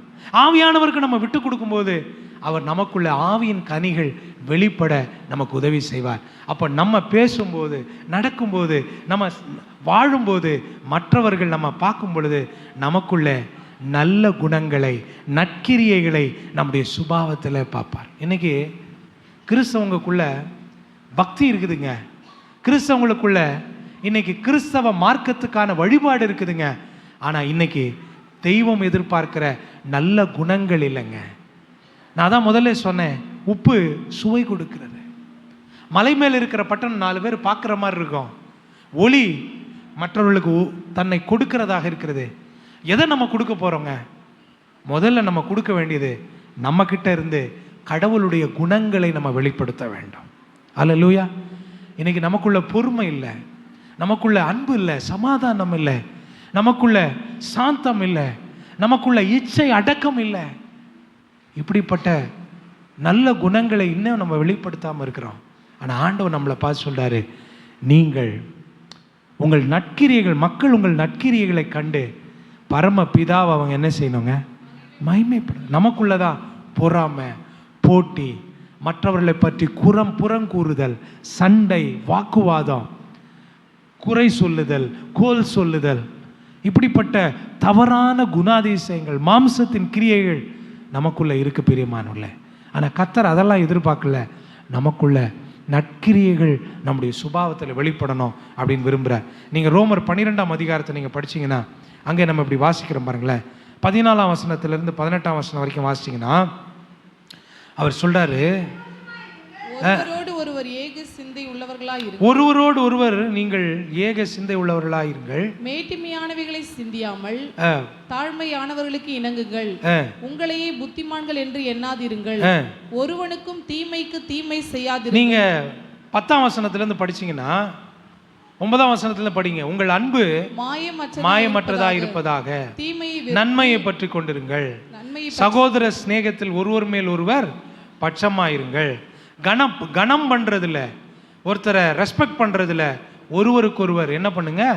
முந்திக் கொள்ளுங்கள், அசதியாயிராமல் ஜாக்கிரதையாயிருங்கள், ஆவியில அனலாயிருங்கள், கர்த்தருக்கு ஊழியம் செய்யுங்கள், நம்பிக்கையில சந்தோஷமாயிருங்கள், உபத்திரவத்தில் பொறுமையாயிருங்கள், பரிசுத்தவானுடைய குறைவில் அவர்களுக்கு உதவி செய்யுங்கள், உங்களை துன்பப்படுத்துகிறவர்களை ஆசீர்வதியுங்கள், ஆசீர்வதிக்கிறத தவிர சபிக்காதீங்க, சந்தோஷப்படுறவங்களோட சந்தோஷப்படுங்க, அழுகுறவங்களோட அழுங்க, ஒருவரோட ஒருவர் ஏக சிந்தையாக இருங்க, அங்கே குழப்பத்தையும் பிரிவினையும் கலகத்தையும் உண்டாக்காதீங்க. அவர் சொல்றாரு, மேட்டிமையாக சிந்திக்காம தாழ்மையாக இருங்க. இப்படி உங்களால் கூடுமா, உங்களால் ஆன மட்டும் எல்லா மனுஷரோடும் சமாதானமாக இருங்க, பழி வாங்காதீங்க. இப்படி நல்ல குணங்களை பற்றி ஆண்டவர் சொல்கிறத பார்க்குறோம். அப்போ நம்முடைய நற்கிரியைகளால் நாம் நம்முடைய நற்கிரியை முதல்ல எங்கே வரணும் சொல்லுங்க? நற்கிரி எங்கே வரணும்? சுபாவத்தில் வெளிப்படணும். நம்முடைய சுபாவம் நற்கிரியைகளை வெளிப்படுத்துறதா இருந்தால் பரமபிதா மகிமைப்படுவார். அல்லேலூயா. ரெண்டாவது, நம்ம நற்கிரியை எதில் காட்டணும் அப்படின்னா நம்முடைய வேலையில் உண்மையை நம்ம காட்டணும். இன்னைக்கு நிறைய கிறிஸ்தவங்க ரட்சிக்கப்பட்டு ஞானஸ்நானம் எடுத்து அந்த உழைக்கிற அந்த மனம் இன்னைக்கு இல்லை நிறைய பேருக்கு. பாருங்க, விசுவாசிக்கணும். விசுவாசிக்கிறத குறித்து பைபிள் சொல்லுது, கிரியை இல்லாத விசுவாசம், செயல்படாத விசுவாசம் செத்தது. கர்த்தர் என்னை ஆசீர்வதிப்பார், என் குறைவை நிறைவாக்குவார்னு நான் வேலை செய்யாமல் நான் படுத்து தூங்கிட்டு இருந்தேன்னா அது என் விசுவாசம் கிடையாது. கர்த்தர் என்னை ஆசீர்வதிப்பார், கர்த்தர் என்னை உயர்த்துவார் என்று விசுவாசித்து நான் கடினமாக உழைப்பேனானால் அந்த கிரியை உள்ள விசுவாசத்தின் பலனை நான் அனுபவிப்பேன். அப்போ மற்றவங்க நம்மளை பார்க்கும்போது ஒன்று நல்ல குணங்களை நம்மள்கிட்ட பார்க்கணும். அதுக்கு தான் கர்த்தர் நம்மளை உப்பாக வச்சிருக்கிறாரு, அதுக்கு தான் கர்த்தர் நம்மளை மலையின் மேலே இருக்கிற பட்டணமாக வச்சிருக்கிறாரு, அதுக்கு தான் உலகத்தில் ஒளியாக கர்த்தர் வச்சிருக்கிறார். ரெண்டாவது, அவங்க நம்மளை பார்க்கும்போது நம்மக்கிட்ட எதை கற்றுக்கொள்ளணும் அப்படின்னா கடின உழைப்பை கற்றுக்கொள்ளணும். எல்லாரும் சொல்லுங்கள், எதை கற்றுக்கொள்ளணும்? கிறிஸ்தவர்கள் சும்மா இருக்கிறவர்கள் இல்லை, சோம்பேறித்தனமாக இருக்கிறவர்கள் இல்லை, அவர்கள் உழைக்காதவர்கள் இல்லை, கடினமாய் உழைக்கிறவர்கள். அவர்கள் நல்ல உழைத்து பொருள் ஈட்டுகிறவர்கள். அவங்கள் அந்த கடின உழைப்பை நன்றாக அறிந்தவர்கள். ஒரு நாளும் நேரத்தை வீணடிக்க மாட்டாங்க, பிரயோஜனமாக மாற்றுவாங்க. தேவையை அவர்கள் நல்லா வேலை செஞ்சு நல்லா உழைப்பார்கள் அப்படின்னு நம்முடைய வேலையில் இருக்கக்கூடிய உண்மையை மற்றவங்க கற்றுக்கொள்ளணும். அல்லேலூயா. நீங்கள் கிறிஸ்தவர்கள், கடவுள் நல்ல வாய்ப்பு கொடுத்துருக்கிறார், நல்ல பலன் கொடுத்துருக்கிறார், நல்ல கால சூழ்நிலையை கொடுத்துருக்கிறார். ஆனால் நிறைய கிறிஸ்தவங்க இது எல்லாத்தையும் வாங்கிட்டு கடவுள் கொடுத்த நன்மையெல்லாம் பெற்றுட்டு இன்னைக்கு உழைக்காம கஷ்டப்படாமல் இன்னைக்கு அவங்களுடைய அந்த உழைப்பு இன்மையினால வறுமையிலையும் பண நெருக்கடியிலையும் கஷ்டத்திலையும் வாழ்ந்துக்கிட்டு இருக்கிறாங்க. ஆனால் உழைப்பை முதலாவது கற்றுக் கொடுத்தது கிறிஸ்தவர்கள். ஆனால் இதை நம்ம இன்னைக்கு விட்டுட்டோம். மற்றவர்கள் அதை செஞ்சு அவங்க நல்லா பொருளாதாரத்தில் ஆசீர்வாதமாக இருக்கிறாங்க. நாம் தப்பாக புரிஞ்சுக்கிட்டோம். விசுவாசம்னா நம்ம எதுவுமே செய்யாமல் உட்காந்துக்கிட்டு எனக்கு கிடைக்கும் அப்படின்னு நான் ஜெபம் பண்ணால் எனக்கு ஆண்டவர் கொடுத்துருவாரு அப்படின்னு நம்ம தப்பான ஒரு அபிப்பிராயத்தில் இருக்கிறோம். நல்லா கவனிங்க, ஆண்டவர் ஆதாமையும் ஏவாளையும் கர்த்தர் உருவாக்கிட்டு சொன்னார், இந்த இடத்த நீங்கள் என்ன பண்ணணும்? பண்படுத்தணும், காக்கணும். அவங்களுக்கு ஒரு தோட்டத்தை கொடுத்து தோட்டத்தில் அவங்கள வச்சுட்டு மரம் செடி கொடியெல்லாம் இருக்குது, எதை வேணாலும் சாப்பிடுங்க அப்படின்னு அவங்கள சும்மா சோம்பேறியா எதுவுமே செய்யாமல் அப்பப்போ பசிக்கும் போது மரத்தில் இருக்கிற பழத்தை சாப்பிட்டு உயிர் வாழுங்கன்னு சொல்லல. சாப்பிட்றதுக்கு முன்னாடி என்ன சொன்னார் தெரியுமா? மரத்தில் இருக்கிற கனியை புசிக்கிறதுக்கு என்ன சொன்னார் தெரியுமா? நீ நிலத்தை பண்படுத்தணும், காக்கணும். பண்படுத்தணும், காக்கணும். வேலையை கொடுத்துட்டு தான் சொன்னார். நீ என்ன பண்ணணும் சொல்லுங்கம்மா? சாப்பிடணும். அப்போ இன்னைக்கு இருக்கிற தேவ பிள்ளைகள், குடும்ப தலைவிகள், குடும்ப தலைவர்கள், வாலிபர்கள், உங்கள் வறுமை மாறணும்னா, உங்கள் கஷ்டம் தீரணும்னா, நீங்கள் மற்றவர்களுக்கு உங்ககிட்ட இருந்து கற்றுக்கொள்ளணும்னா உங்கள் வேலையில் உண்மையை நீங்கள் காட்டணும். நீங்கள் வேலை செய்யணும், அல்லது தொழில் செய்யணும், அல்லது வியாபாரம் செய்யணும். இல்லைன்னா பொருளாதாரத்தில் கஷ்டப்படுவீங்க.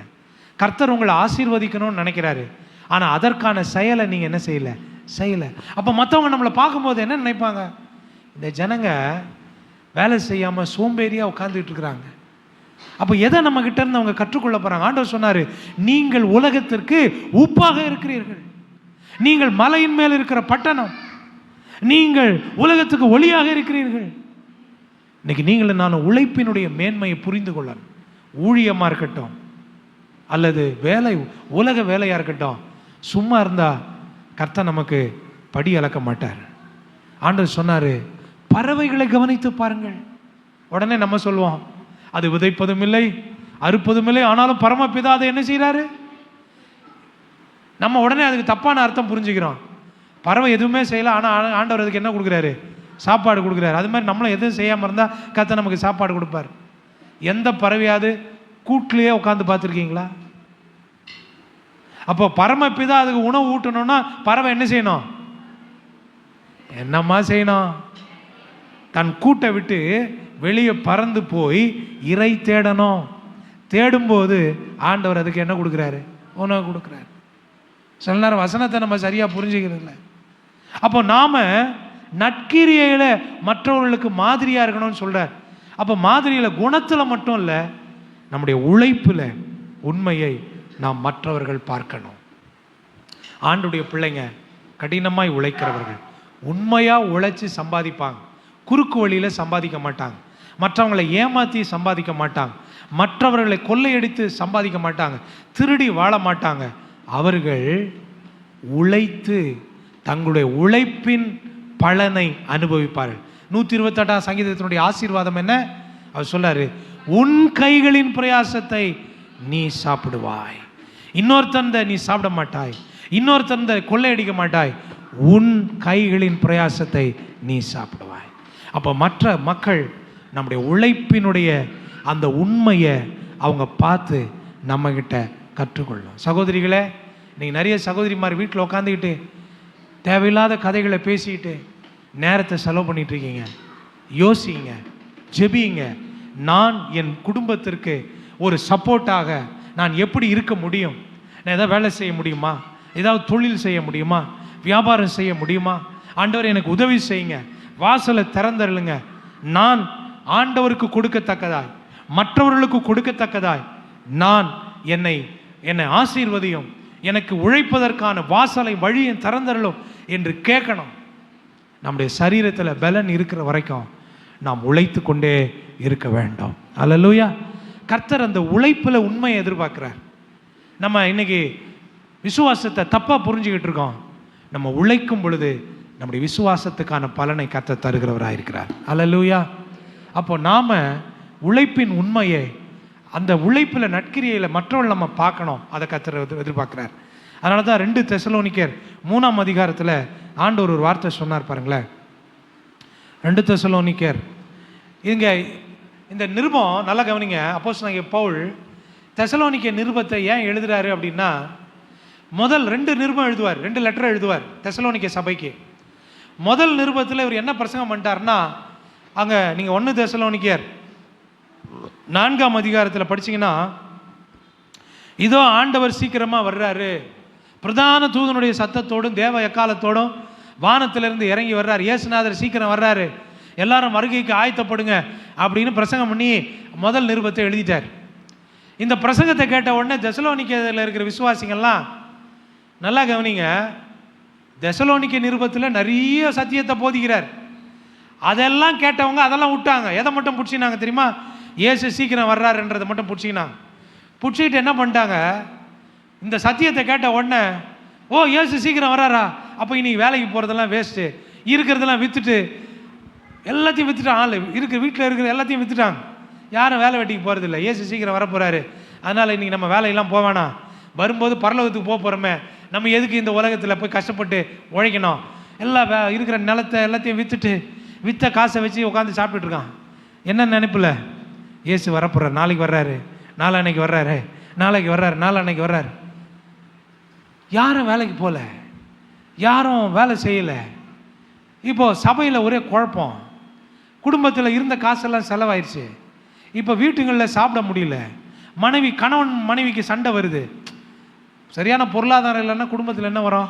சண்டை வரும். சாப்பாடு என்ன சாப்பிடணும், உடுத்தணும், பிள்ளைகள் காரியங்களை பார்க்கணும், சண்டை வருது. சண்டை வர ஆரம்பிச்சது. இப்போ சபை மக்கள்லாம் ஒரு குடும்பம் வரல, இன்னொரு குடும்பம் வரல, என்னன்னு பார்த்தா குடும்ப பிரச்சனை. ஏன் குடும்ப பிரச்சனை? பணம் பிரச்சனை. ஏன் பணம் இல்லை? இயேசுநாதர் வர்றாரு, அதனால் இவர் வேலைக்கு போகல. அவ்வளோதான், ஒரே குழப்பமாயிடுச்சு சபை. இந்த செய்தி பவுலுக்கு போகுது. போடனோடனே பவுல் ரொம்ப வருத்தப்பட்டார்.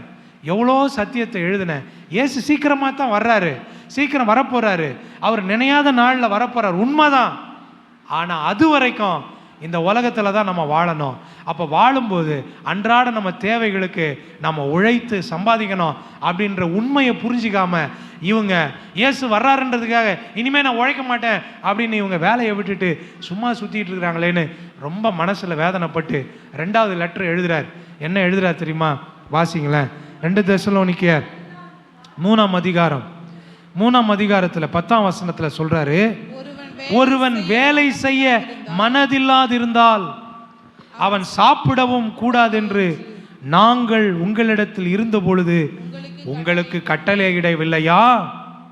உங்களில் சிலர், நான் முதல்ல எழுதின நிருபத்தை கேட்டுட்டு எத்தனையோ பிரசங்கம் பண்ண, அதெல்லாம் விட்டீங்க, இதை மட்டும் பிடிச்சிக்கிட்டு உங்களில் சிலர் எந்த வேலையும் செய்யாமல் சும்மா ஊரை சுத்திட்டு வந்துட்டு இருக்கீங்க, ஒழுங்கற்று திரிகிறீர்கள். இப்படிப்பட்டவர்கள் அமைதலோடு வேலை செய்து தங்கள் சொந்த சாப்பாட்டை சாப்பாட வேண்டும் என்று நம்முடைய கர்த்தராகிய இயேசு கிறிஸ்துவினாலே அவர்களுக்கு கட்டளையிட்டு புத்தி சொல்லுகிறேன். என்ன சொல்றாரு? நீங்க வேலை செஞ்சு என்ன பண்ணணும்? அப்போ அன்பானவர்களே, கடவுள் நம்மை ஆசீர்வதிக்கிறார். எப்படி ஆசீர்வதிப்பாரு? நம்ம பிரயாசப்படும் போது பிரயாசத்துக்கான பலனை கர்த்தர் என்ன செய்வார்? ஆசீர்வதிப்பார். ஆக நம்ம கணவனோ மனைவியோ ஆணோ பெண்ணோ யாராக இருந்தாலும் நாம் ஆண்டவர் இயேசு கிறிஸ்துவை போல நாம் உழைப்போம். கடவுளை போல நாம் உழைப்போம். அதற்கான ஆசீர்வாதத்தை கடவுள் நமக்கு தருவார். இந்த உழைப்பின் மேன்மையை, நம்ம கிட்ட இருக்கிற இந்த உழைப்பின் மேன்மையை மற்றவங்க பார்த்து கடவுளை மகிமைப்படுத்தணும். ஏன்னா கர்த்தர் நம்ம இந்த உலகத்துக்கு உப்பாக, கடவுள் நம்ம இந்த உலகத்தில் மலையின் மேல் இருக்கிற பட்டணமாக, கடவுள் இந்த உலகத்தில் நம்மை ஒளியாக வைத்திருக்கிறார். 3வது, நாம் நற்கிரியையில் மற்றவங்களுக்கு மாதிரியாக இருக்கணும். எதில் தெரியுமா? குடும்ப வாழ்க்கையில். முதல்ல சொன்ன சுபாவத்தில். 2வது, உழைக்கிறதில் உண்மையில் மற்றவங்களுக்கு நம்ம மாதிரியாக நற்கிரியையில் மாதிரியாக இருக்கணும். 3வது, நாம தான் இந்த உலகத்துக்கு உப்பு, நாம தான் இந்த உலகத்தில் மலையின் மேல் இருக்கிற பட்டணம், நாம தான் இந்த உலகத்தில், நல்லா கவனிங்க, நாம தான் இந்த உலகத்துக்கு ஒளியாக இருக்கிறோம். அவங்க நம்மளை பார்த்து கற்றுக்கொள்ளணும். அப்போ நாம் நம்முடைய குடும்ப வாழ்க்கையில் நாம் நற்கிரியைகளை வெளிப்படுத்துகிறவராக இருக்கணும். நம்முடைய குடும்பம் மற்றவர்களுக்கு ஒரு எடுத்துக்காட்டாக இருக்கணும். நம்முடைய குடும்பத்தில் நாம் நம்முடைய கணவன் மனைவி பிள்ளைகள் குடும்ப வாழ்க்கையில் சாட்சியாக வாழணும். இன்னைக்கு எத்தனை கிறிஸ்தவங்க குடும்பத்தில் சாட்சி இல்லை, குடும்பத்தில் சமாதானம் இல்லை, குடும்பத்தில் இன்னைக்கு பிரச்சனையோடு வாழ்ந்துக்கிட்டு இருக்கிறாங்க, பிரிவினையோடு வாழ்ந்துக்கிட்டு இருக்கிறாங்க, அன்பு இல்லை. நல்லா கவனிங்க, நம்முடைய வாழ்க்கை ரொம்ப குறுகினது, இன்னொரு வாழ்க்கை கிடையாது. கடவுள் கொடுத்த இந்த குறுகிய வாழ்க்கையை நம்ம நன்றாக வாழ கற்றுக்கொள்ள வேண்டும். கர்த்தர் அதை தான் நம்ம இடத்துல எதிர்பார்க்கிறார். நாம் இந்த உலகத்தில் நாம் நல்ல குடும்ப வாழ்க்கையை வாழணும், எடுத்துக்காட்டாக வாழணும். அல்லேலூயா. இந்த குடும்ப வாழ்க்கைக்கு ஒரு மதிப்புமிக்க ஒரு காரியமாக திருமணத்தை வச்சிருக்கிறார். அப்போ கிறிஸ்தவர்கள் திருமணத்தில் மற்றவர்களுக்கு ஒரு சாட்சியாக இருக்கணும். திருமணத்தில் மற்றவர்களுக்கு, நம்முடைய திருமணம் மற்றவர்களுக்கு எப்படி இருக்கணுங்க? சாட்சியாக இருக்கணும். நம்முடைய திருமணங்கள் கடவுளால் அங்கீகரிக்கப்பட்ட கிறிஸ்தவ திருமணங்களாக, தேவ சமூகத்தில் செய்யப்படுகிற திருமணங்களாக இருக்கணுமே தவிர ரகசியமாய் நடக்கிற திருமணங்களாக இருக்கக்கூடாது, தவறான திருமணங்களாக இருக்கக்கூடாது. திருமணம் குடும்ப வாழ்க்கையினுடைய மிக முக்கியமான ஒன்று. அப்போ தேவன் திருமணத்தை ஆசீர்வதிக்கிறார். அப்போ நம்முடைய திருமணங்கள் தேவனுடைய சன்னிதானத்தில் நடக்கணும்.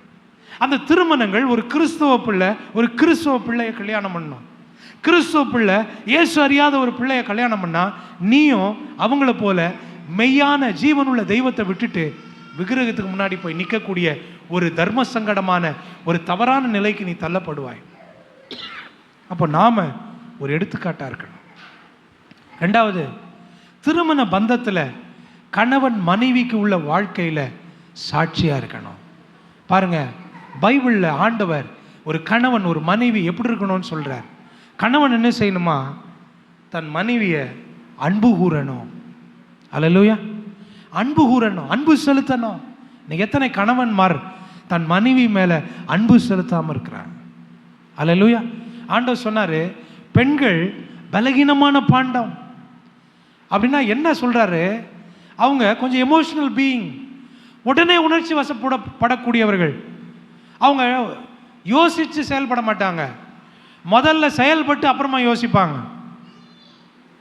அப்போ இப்படிப்பட்ட இருக்கிற அவங்க கிட்ட நீங்கள் ரொம்ப ஜாக்கிரதையாக நடக்கணும். நீங்கள் அவங்களிடத்தில் அன்பு செலுத்துங்க, அவங்கள போஷித்து காப்பாற்றுங்க, அவங்களுக்கு செய்ய வேண்டிய கடமையை செய்யுங்க, மனைவிக்கு உண்மையாக இருங்க. இதெல்லாம் ஒரு குடும்பத்தில் கிறிஸ்தவனுக்கு கர்த்தர் சொல்கிறார். அப்போ இந்த விஷயத்தில் நாம் மற்றவர்களுக்கு சாட்சியாக இருக்கணும்.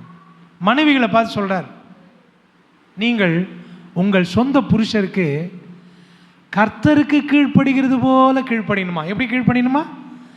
ஆண்டவர் சொல்லியிருக்கலாம் சொந்த புருஷனுக்கு கீழ்ப்படின்னு. ஆனால் அவர் எப்படி சொல்கிறாரு? நீ எப்படி கடவுளுக்கு கீழ்ப்படுகிறியோ அது போல. அப்போ கடவுள் இருக்கக்கூடிய இடத்துல யாரையும் கொண்டு வந்து வைக்கிறார் ஆண்டவர்? குடும்ப தலைவனை, கணவனை கொண்டு வந்து வைக்கிறார். அப்போ ஒரு குடும்பத்தினுடைய தலையாயிருக்கிற கணவனுக்கு நீ எப்படி கீழ்ப்படியணும்? சொல்லுங்கம்மா, எப்படி கீழ்ப்படியணும்? கர்த்தருக்கு கீழ்ப்படுகிறது போல. அல்லேலூயா. அப்போ நாம் கிறிஸ்தவர்களாகிய நாம், ஆண்டுடைய பிள்ளைகளாகிய நாம், தேவனுடைய ராஜ்யத்துக்கு போகிற நாம், நம்முடைய குடும்ப வாழ்க்கையில் நற்கிரியைக்கு மாதிரியாக இருக்கிறோமா? நாம் நம்முடைய கணவனுக்கு கடவுளுக்கு கீழ்ப்படுகிறது போல கீழ்ப்படுகிறோமா? அப்புறம் மனைவி பார்த்து சொல்கிறாரு, நீ பயபக்தியாக இருக்கணும். உன் கணவன்கிட்ட எப்படி இருக்கணும்? சொல்லுங்க, எப்படி இருக்கணும்? பயபக்தியாக இருக்கணும். அவனுக்கு செய்ய வேண்டிய கடமைகளை நீ என்ன செய்யணும்? செய்யணும். நீ எத்தனை மனைவிமார்கள் கணவனுக்கு செய்ய வேண்டிய கடமைகளை செய்யாமல் இருக்கிறாங்க? நான் குடும்பத்தை நடத்துகிறேன், நான் பிள்ளைய பார்க்குறேன், அதை பார்க்குறேன், இதை பார்க்குறேன்லாம் சொல்லுவாங்க. ஆனால் உன்னை உன் கணவனுக்கு மனைவியாய் கொடுத்திருக்கிறார். உன்னுடைய கணவனுக்கு செய்ய வேண்டிய கடமையில் நீ உண்மையாக இருக்கிறாயா? அப்போ ஆண்டவர் சொல்ல, நீ பயபக்தியாக இருக்கணும். கணவனுக்கு செய்ய வேண்டிய கடமையை நீ செய்யணும். குடும்பத்தை பார்க்கணும், பிள்ளைங்களை பார்க்க, எல்லாம் செய்தா.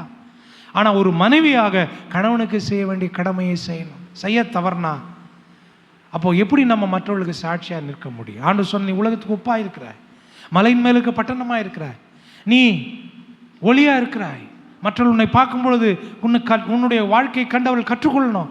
இப்போ நம்ம குடும்ப வாழ்க்கையை பார்த்து கற்றுக்கொள்வாங்களா அல்ல தூஷிப்பாங்களா? யோசிப்பாரு. அப்புறம் சொல்கிறாரு, 1 பேதுரு 3ஆம் அதிகாரத்தில் சொல்கிறாரு, அவங்க எப்படி இருக்கணுமா? ஒரு மனைவி தன் கணவனுக்கு பிரியமாக, கடவுளுக்கு பிரியமாக தன்னை அலங்கரிக்கணும். அலங்கரித்து தன் கணவனை கனம் பண்ணணும், ரெஸ்பெக்ட் பண்ணணும்.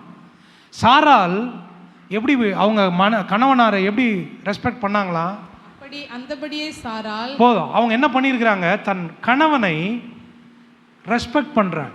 இன்னைக்கு நிறைய மனைவிமாருங்க கணவனை மதிக்கிறதே கிடையாது. மதிக்கிறதுனா கொடுக்க வேண்டிய அந்த மரியாதையை, கணவன் என்கிற முறையில் கொடுக்க வேண்டிய மரியாதையை கொடுக்கறதே கிடையாது.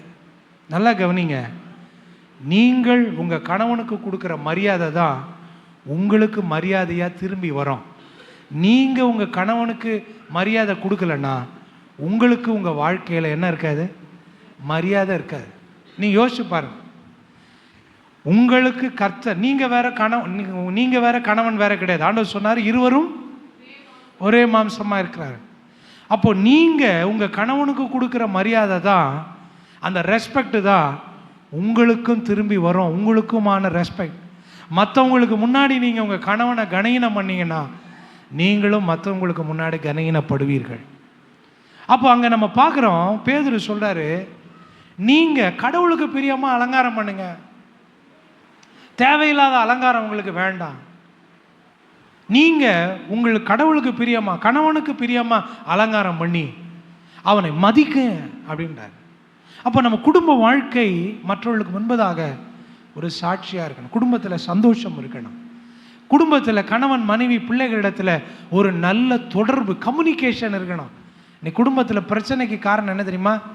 நம்ம மனசுக்குள்ளேயே வச்சுக்கினே, என் மனைவி என்கிட்ட நான் என்னை கவனிக்கலை, என்னை பேசலை, என் கணவன் என் கஷ்டத்தை புரிஞ்சிக்கல. எப்படி புரிஞ்சிக்க முடியும்?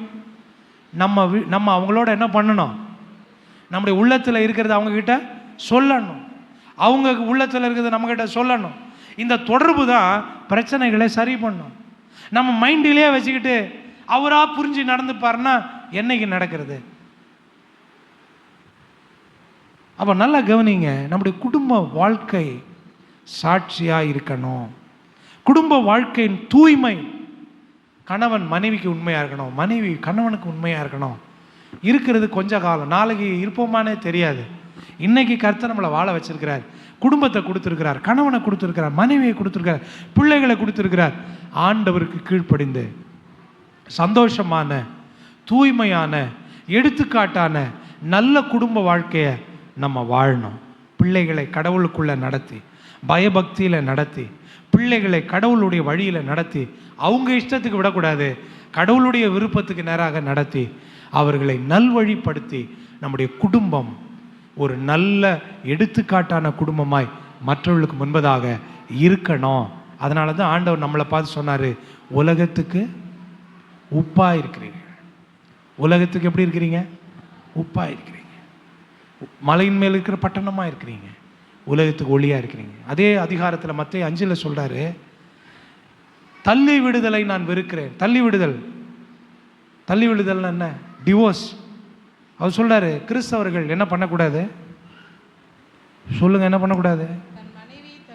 என்ன பண்ணக்கூடாதுங்க? தேவன் ஒரு நாளும் மனைவியை தள்ளி விடுதலை அவர் அனுமதிக்கவே கிடையாது. அவர் சொல்கிறாரு, அவர்களை மன்னித்து நேசித்து அவர்களோடு குடும்ப வாழ்க்கையை வாழணும்.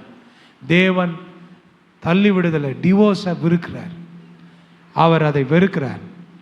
நம்ம உடைய ஈகோ, நம்முடைய பெருமை மேட்டிமை, நம்முடைய தவறுனால நம்ம குடும்பத்தை, நம்ம வாழ்க்கையை நாமே என்ன செய்யக்கூடாது? அழிக்கக்கூடாது. அப்போ நம்முடைய குடும்பம் மற்றவர்களுக்கு சாட்சியான ஒரு குடும்பமாக, நற்கிரியைகளை மாதிரியான குடும்பமாக இருக்க வேண்டும். நிறைய சொல்கிறாரு, சொல்ல நேரம் இல்லை. 4வது, மற்றவர்கள் நம்மளை பார்க்கும்போது எதை பார்க்கணும் அப்படின்னா, நம்முடைய விசுவாசத்தையும் பரிசுத்த வாழ்க்கையும் பார்க்கணும். கிறிஸ்தவர்களாகிய நாம், தேவனுடைய ராஜ்யத்துக்குரியவர்களாக நாம் எப்படி வாழணும்? விசுவாச வாழ்க்கை வாழணும். கடவுள் மேல் நம்பிக்கை வைத்து வாழணும். அல்லேலூயா.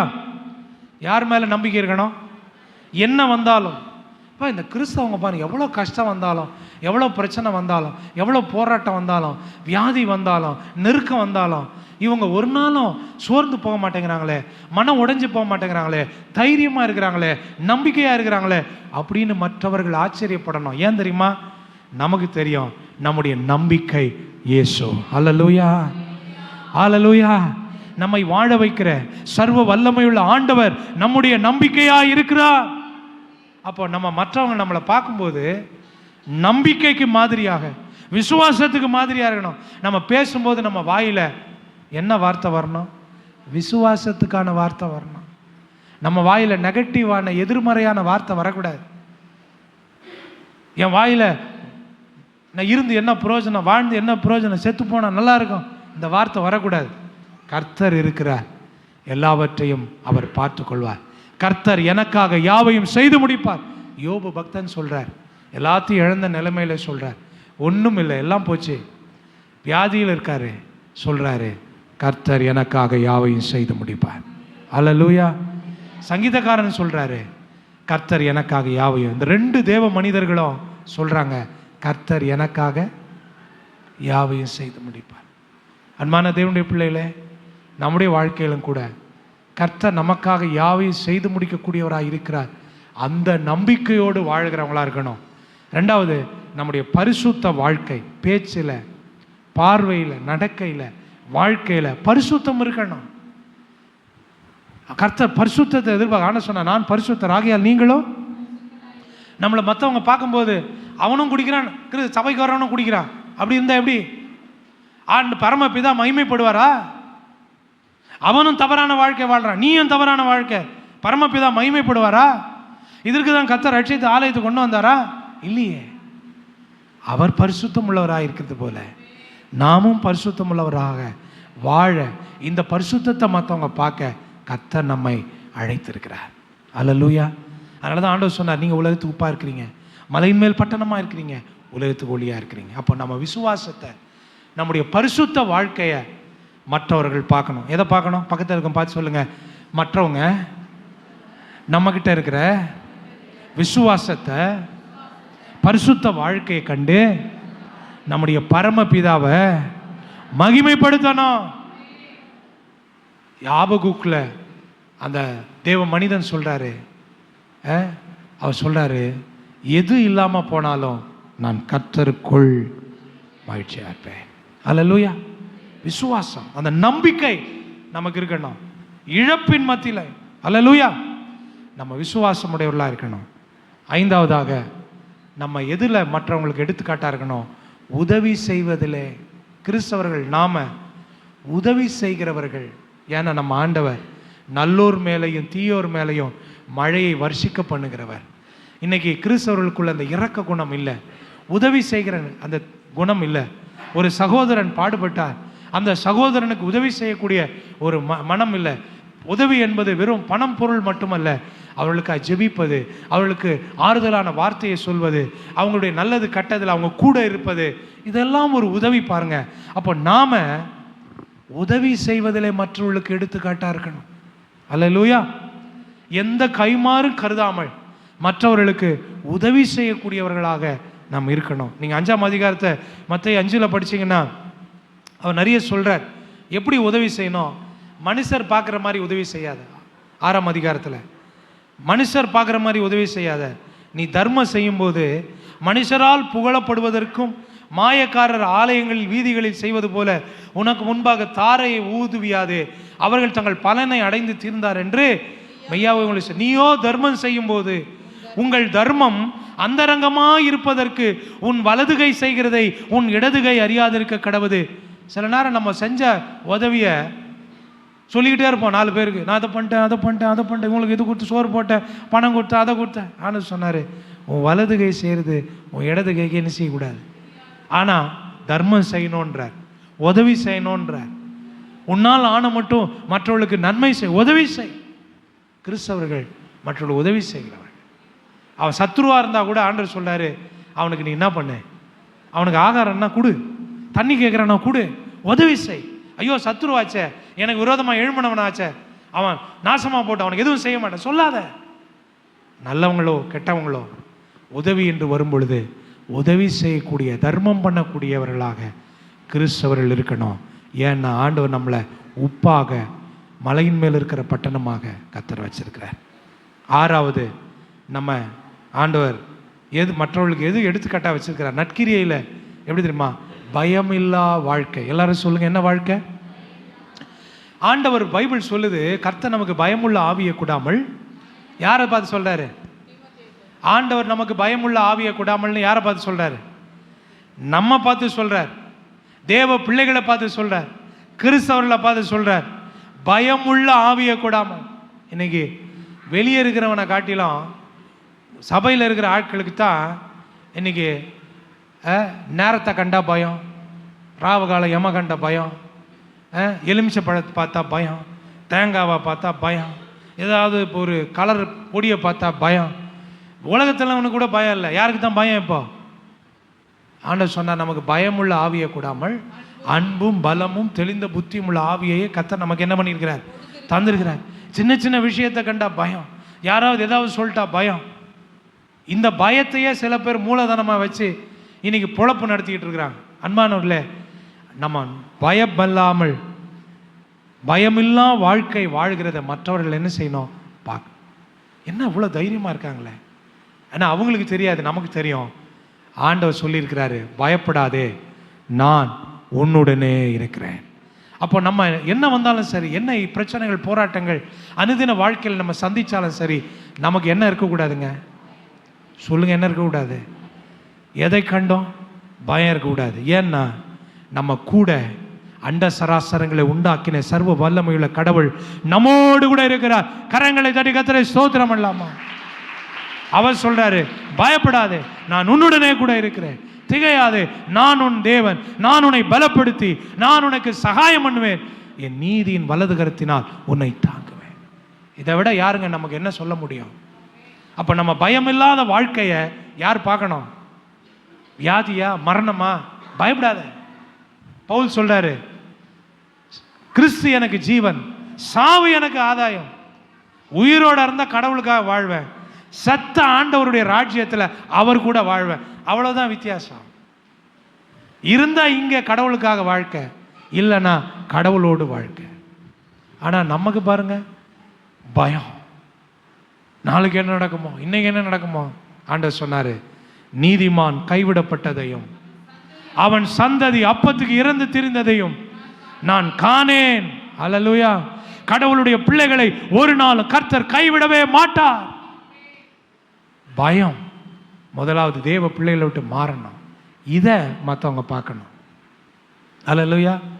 நாம் எவ்வளவு தைரியம் உள்ளவர், எதை கண்டு அஞ்சாதவர்கள் என்பதை உலக மக்கள் கண்டு நம்மகிட்ட கற்றுக்கணும், கேட்கணும். நாங்கள் இவ்வளோ தைரியமாக இருக்கீங்க, இவ்வளோ பிரச்சனை, அசராமல் இருக்கீங்களே, சொல்லணும். இயேசு எனக்கு பயமுள்ள ஆவியை கொடாமல் அன்பும் பலமும் தெளிந்த புத்தியுள்ள ஆவியை தந்திருக்கிறார். அவர் என்னோடு கூட இருக்கிறார், எதை கண்டு நான் அஞ்ச மாட்டேன். அல்லேலூயா. கடைசியா மற்றவர்களை மட்டும் என்ன எதிர்பார்க்கணும் தெரியுமா? இழப்பிலும் நம்பிக்கை. சொல்லுங்க, எதில் நம்பிக்கை? எதில் நம்பிக்கை?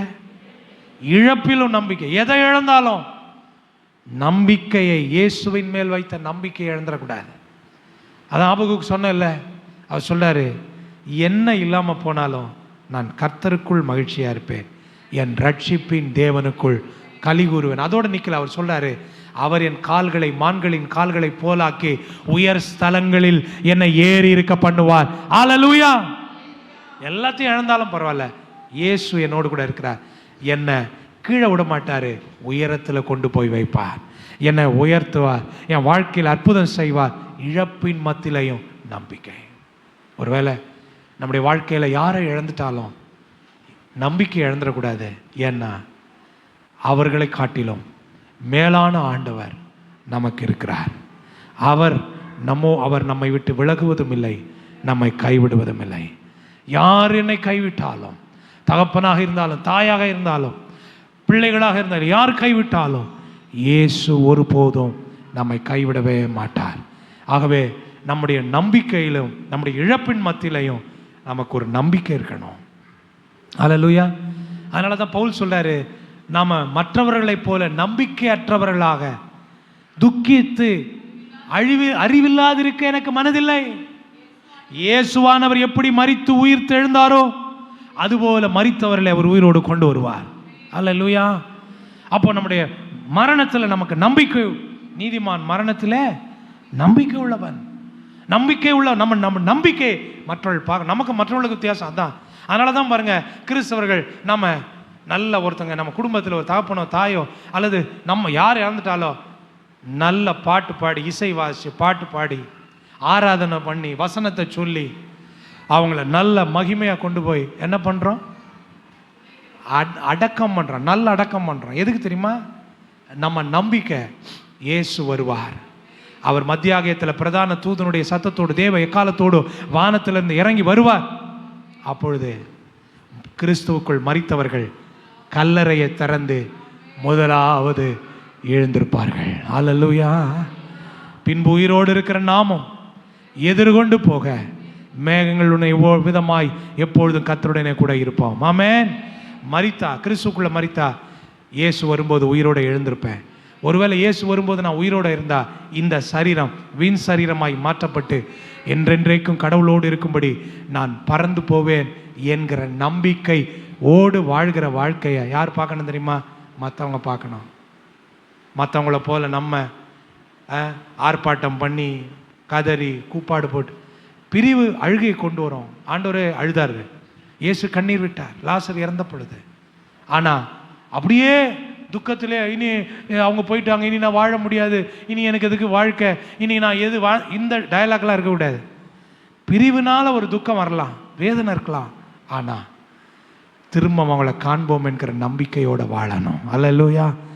இந்த நம்பிக்கையை மற்றவர்கள் பார்க்கணும். அதனால தான் ஆண்டவர் சொன்னார், உலகத்துக்கு உப்பாக இருக்கிறீங்க, மலையின் மேலே இருக்கிற பட்டணமாக இருக்கிறீங்க, நீங்கள் உலகத்துக்கு ஒளியாக இருக்கிறீங்க. கண்களை மூடுவோம்.